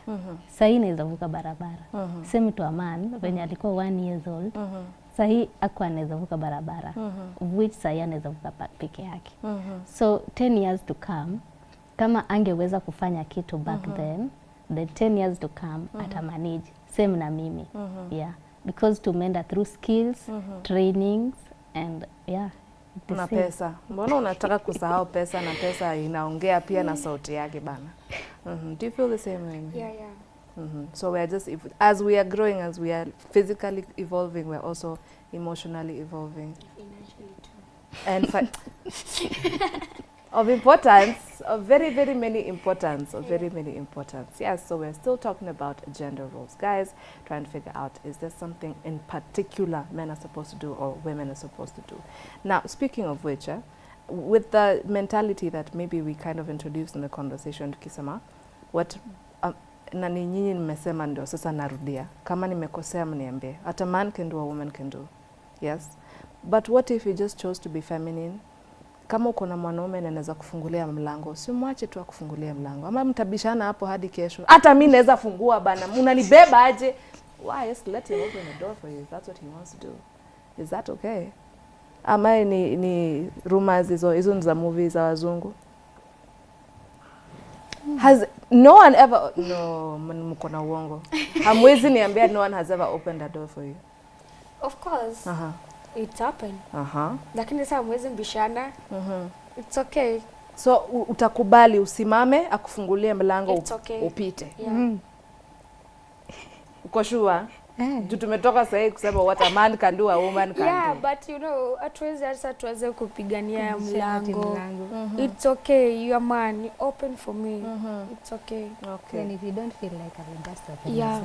All right. So ukipelekwa date for the first time, first second date, bado tu there sijui butterflies in stomach, bado mnajua kujuana, sijui nini. Are you expecting to pay half the bill? What a man can do? If you request. If you request. Hey. I will. There are someone's ancestors that have already started complaining. Okay. How are you feeling about it, Miss Fancy? First time najuana na yeye ndio amekuita out, yeye ndio anakukatia. First second time bado tu hamjuani, mna blush ovyo ovyo. Unakula na adabu, unakula na adabu. Hata unabakisha chakula kidogo. Unashiba kwanza kwa nyumba kabla uende date, ndio utaki kubomoa mbele ya watu. You don't want them to see your true colors just yet. So are you expecting to pay half the bill? So inalingana na agreement. Agreement. Maybe if something happens, unajua kuna kuanga na emergencies. Na aongelele. I can. Oh. What kind of emergency would convince you? Ni wewe umeniita out. Na umeningoja nifike. In fact tulifika mbele yangu, kapiga reki nini. Haya. What would convince you to pay half? It's like okay. Men in today's society, men have big roles. Ukifika kwa barabara, polisi anataka ndio hiyo ushuru yake. Ukifika maybe mtu tu anakuambia so nisaidia kidogo. Like men wanaonekana kama wako financially stable. Yenye kila mtu depends on them. Uko maybe mamaka amekupigia. Maybe mamaka amekupigia nitumie hii. Ni wewe tu. Maybe brother zako, sister zako wadogo, siblings wako wamekupigia. Ni wewe tu. So tuseme kama hiyo scenario, maybe brother yake ama sister yake amempigia. Au wenye wako shule bado. Lazima watumie. Okay. So utajilipia ama umlipie pia? Useme baby is on me. But I guess you must have make the first step. Okay, umeleta date, it's okay. When it comes to bill, don't expect me, I tell you, I'll pay 50, pay the rest. You have to make the first step. Okay, I have this amount. Could you kindly top up? If I have, I will definitely do. Na kama hauna, mtaosha vyombo. There is another way. What is the solution? Nipeni solutions. We're here for very solution oriented. Maybe I can make myself, if it was my situation, tuseme nimeenda mall, nimechukua shopping and all that, and then nimeenda nikapata deficit. Nitarudisha, niweza jaka into that situation. Si lazima eti nikuwe this is a man, hebu atafute venye atafanya. It's now upon us to. Okay. Okay. Are you feeling the same way? Yeah. No, I feel like I want you to explain further, but okay, so hey, our opinions are very different today. Where?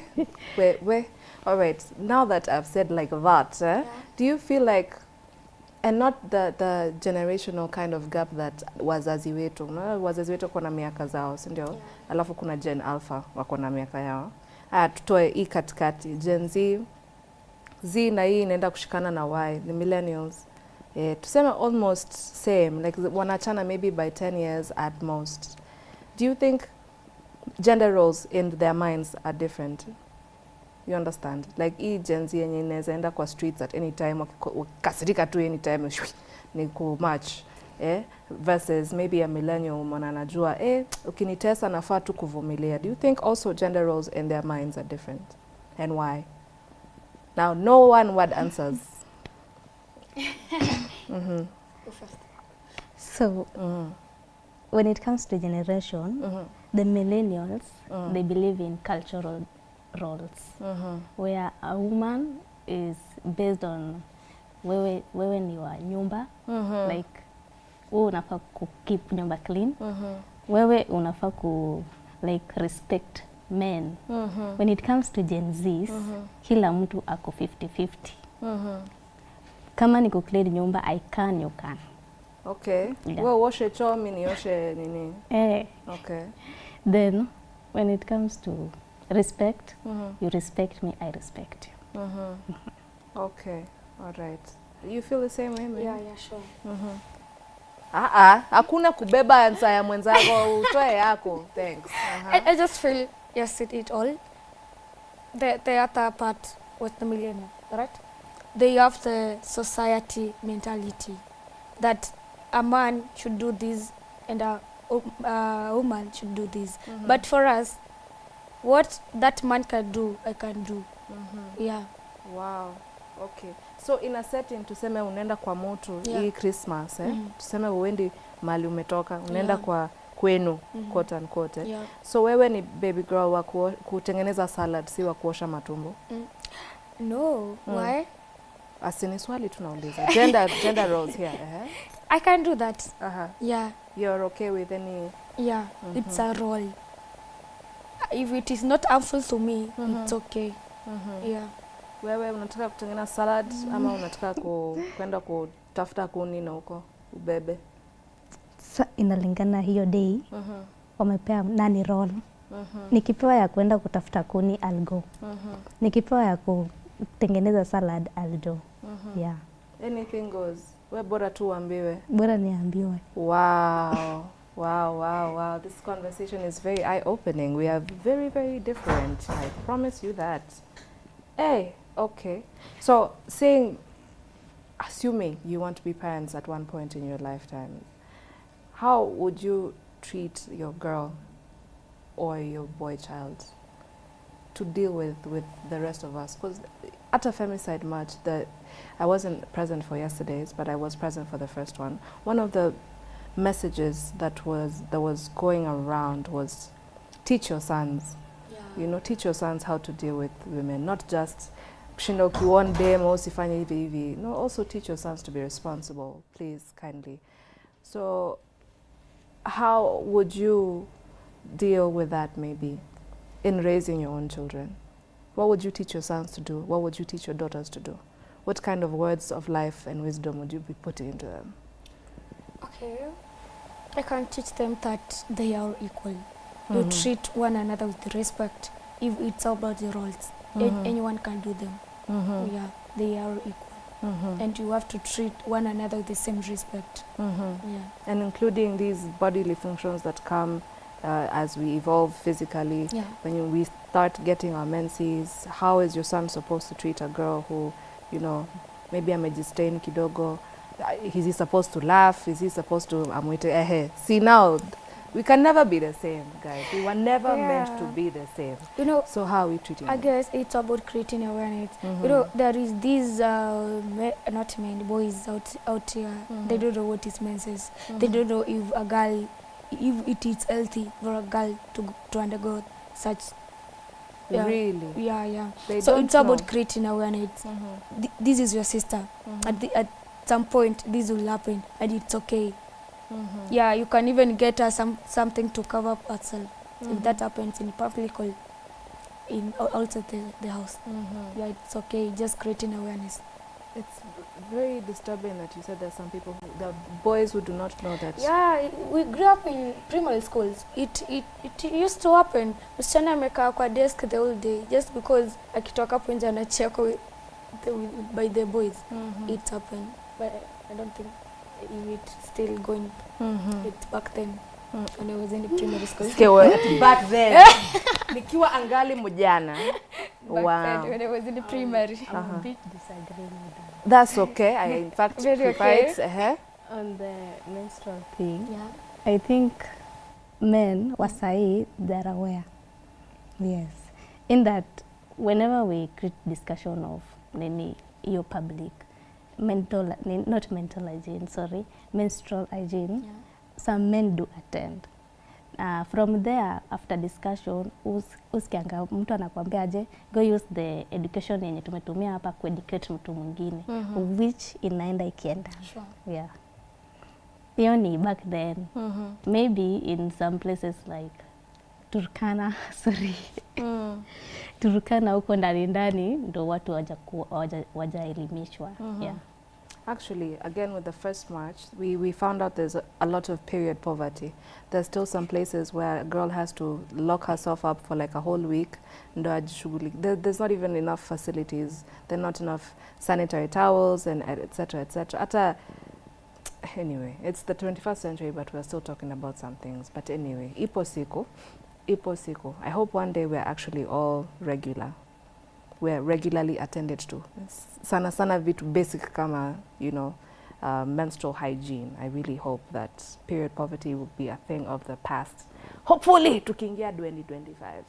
Okay, now we have a couple of minutes left to the end of the show. What would you like to tell the girls and boys out there just about gender roles?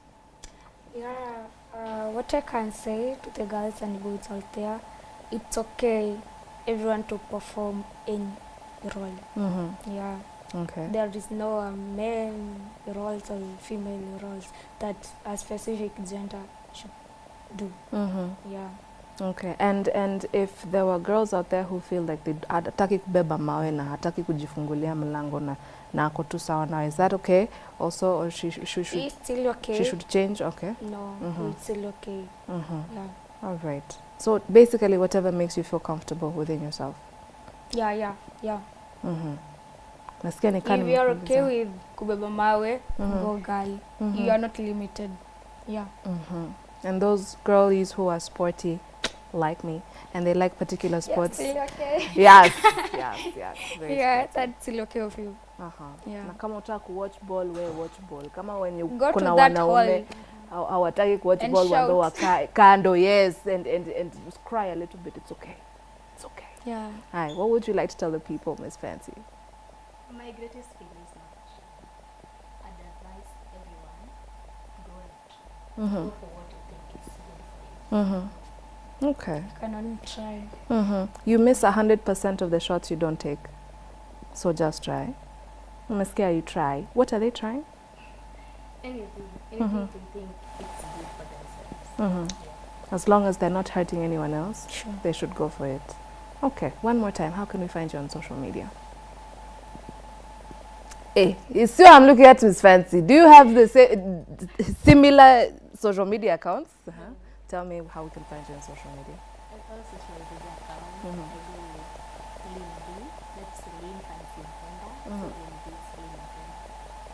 Okay, and you are? LinkedIn, Facebook, Instagram, TikTok, Mary Mweni. Yeah. I like that you started LinkedIn. You're a professional baddie. Yeah, LinkedIn, Mary Mweni. Send me a connection. Okay, all right. Professional baddies. Thank you so very much for coming, ladies. I'm very proud of what you're doing and what you stand for. We have been talking about gender roles. You have heard their opinion. Those expressed here do not really, stand for the station or myself, but they're banter, good kind of banter. And if you have interacted with us and have not, do not worry. Tutakusort to sai. Remember, it is at Y54 on Facebook, Y54 channel on X, Y254_channel on the gram, YouTube, Threads, and all those other ways that you can interact with us, guys. Now, from myself and Grasha Mainki, we wish you a very, very wonderful day. We will see you when we see you. Keep it here on channel Y254.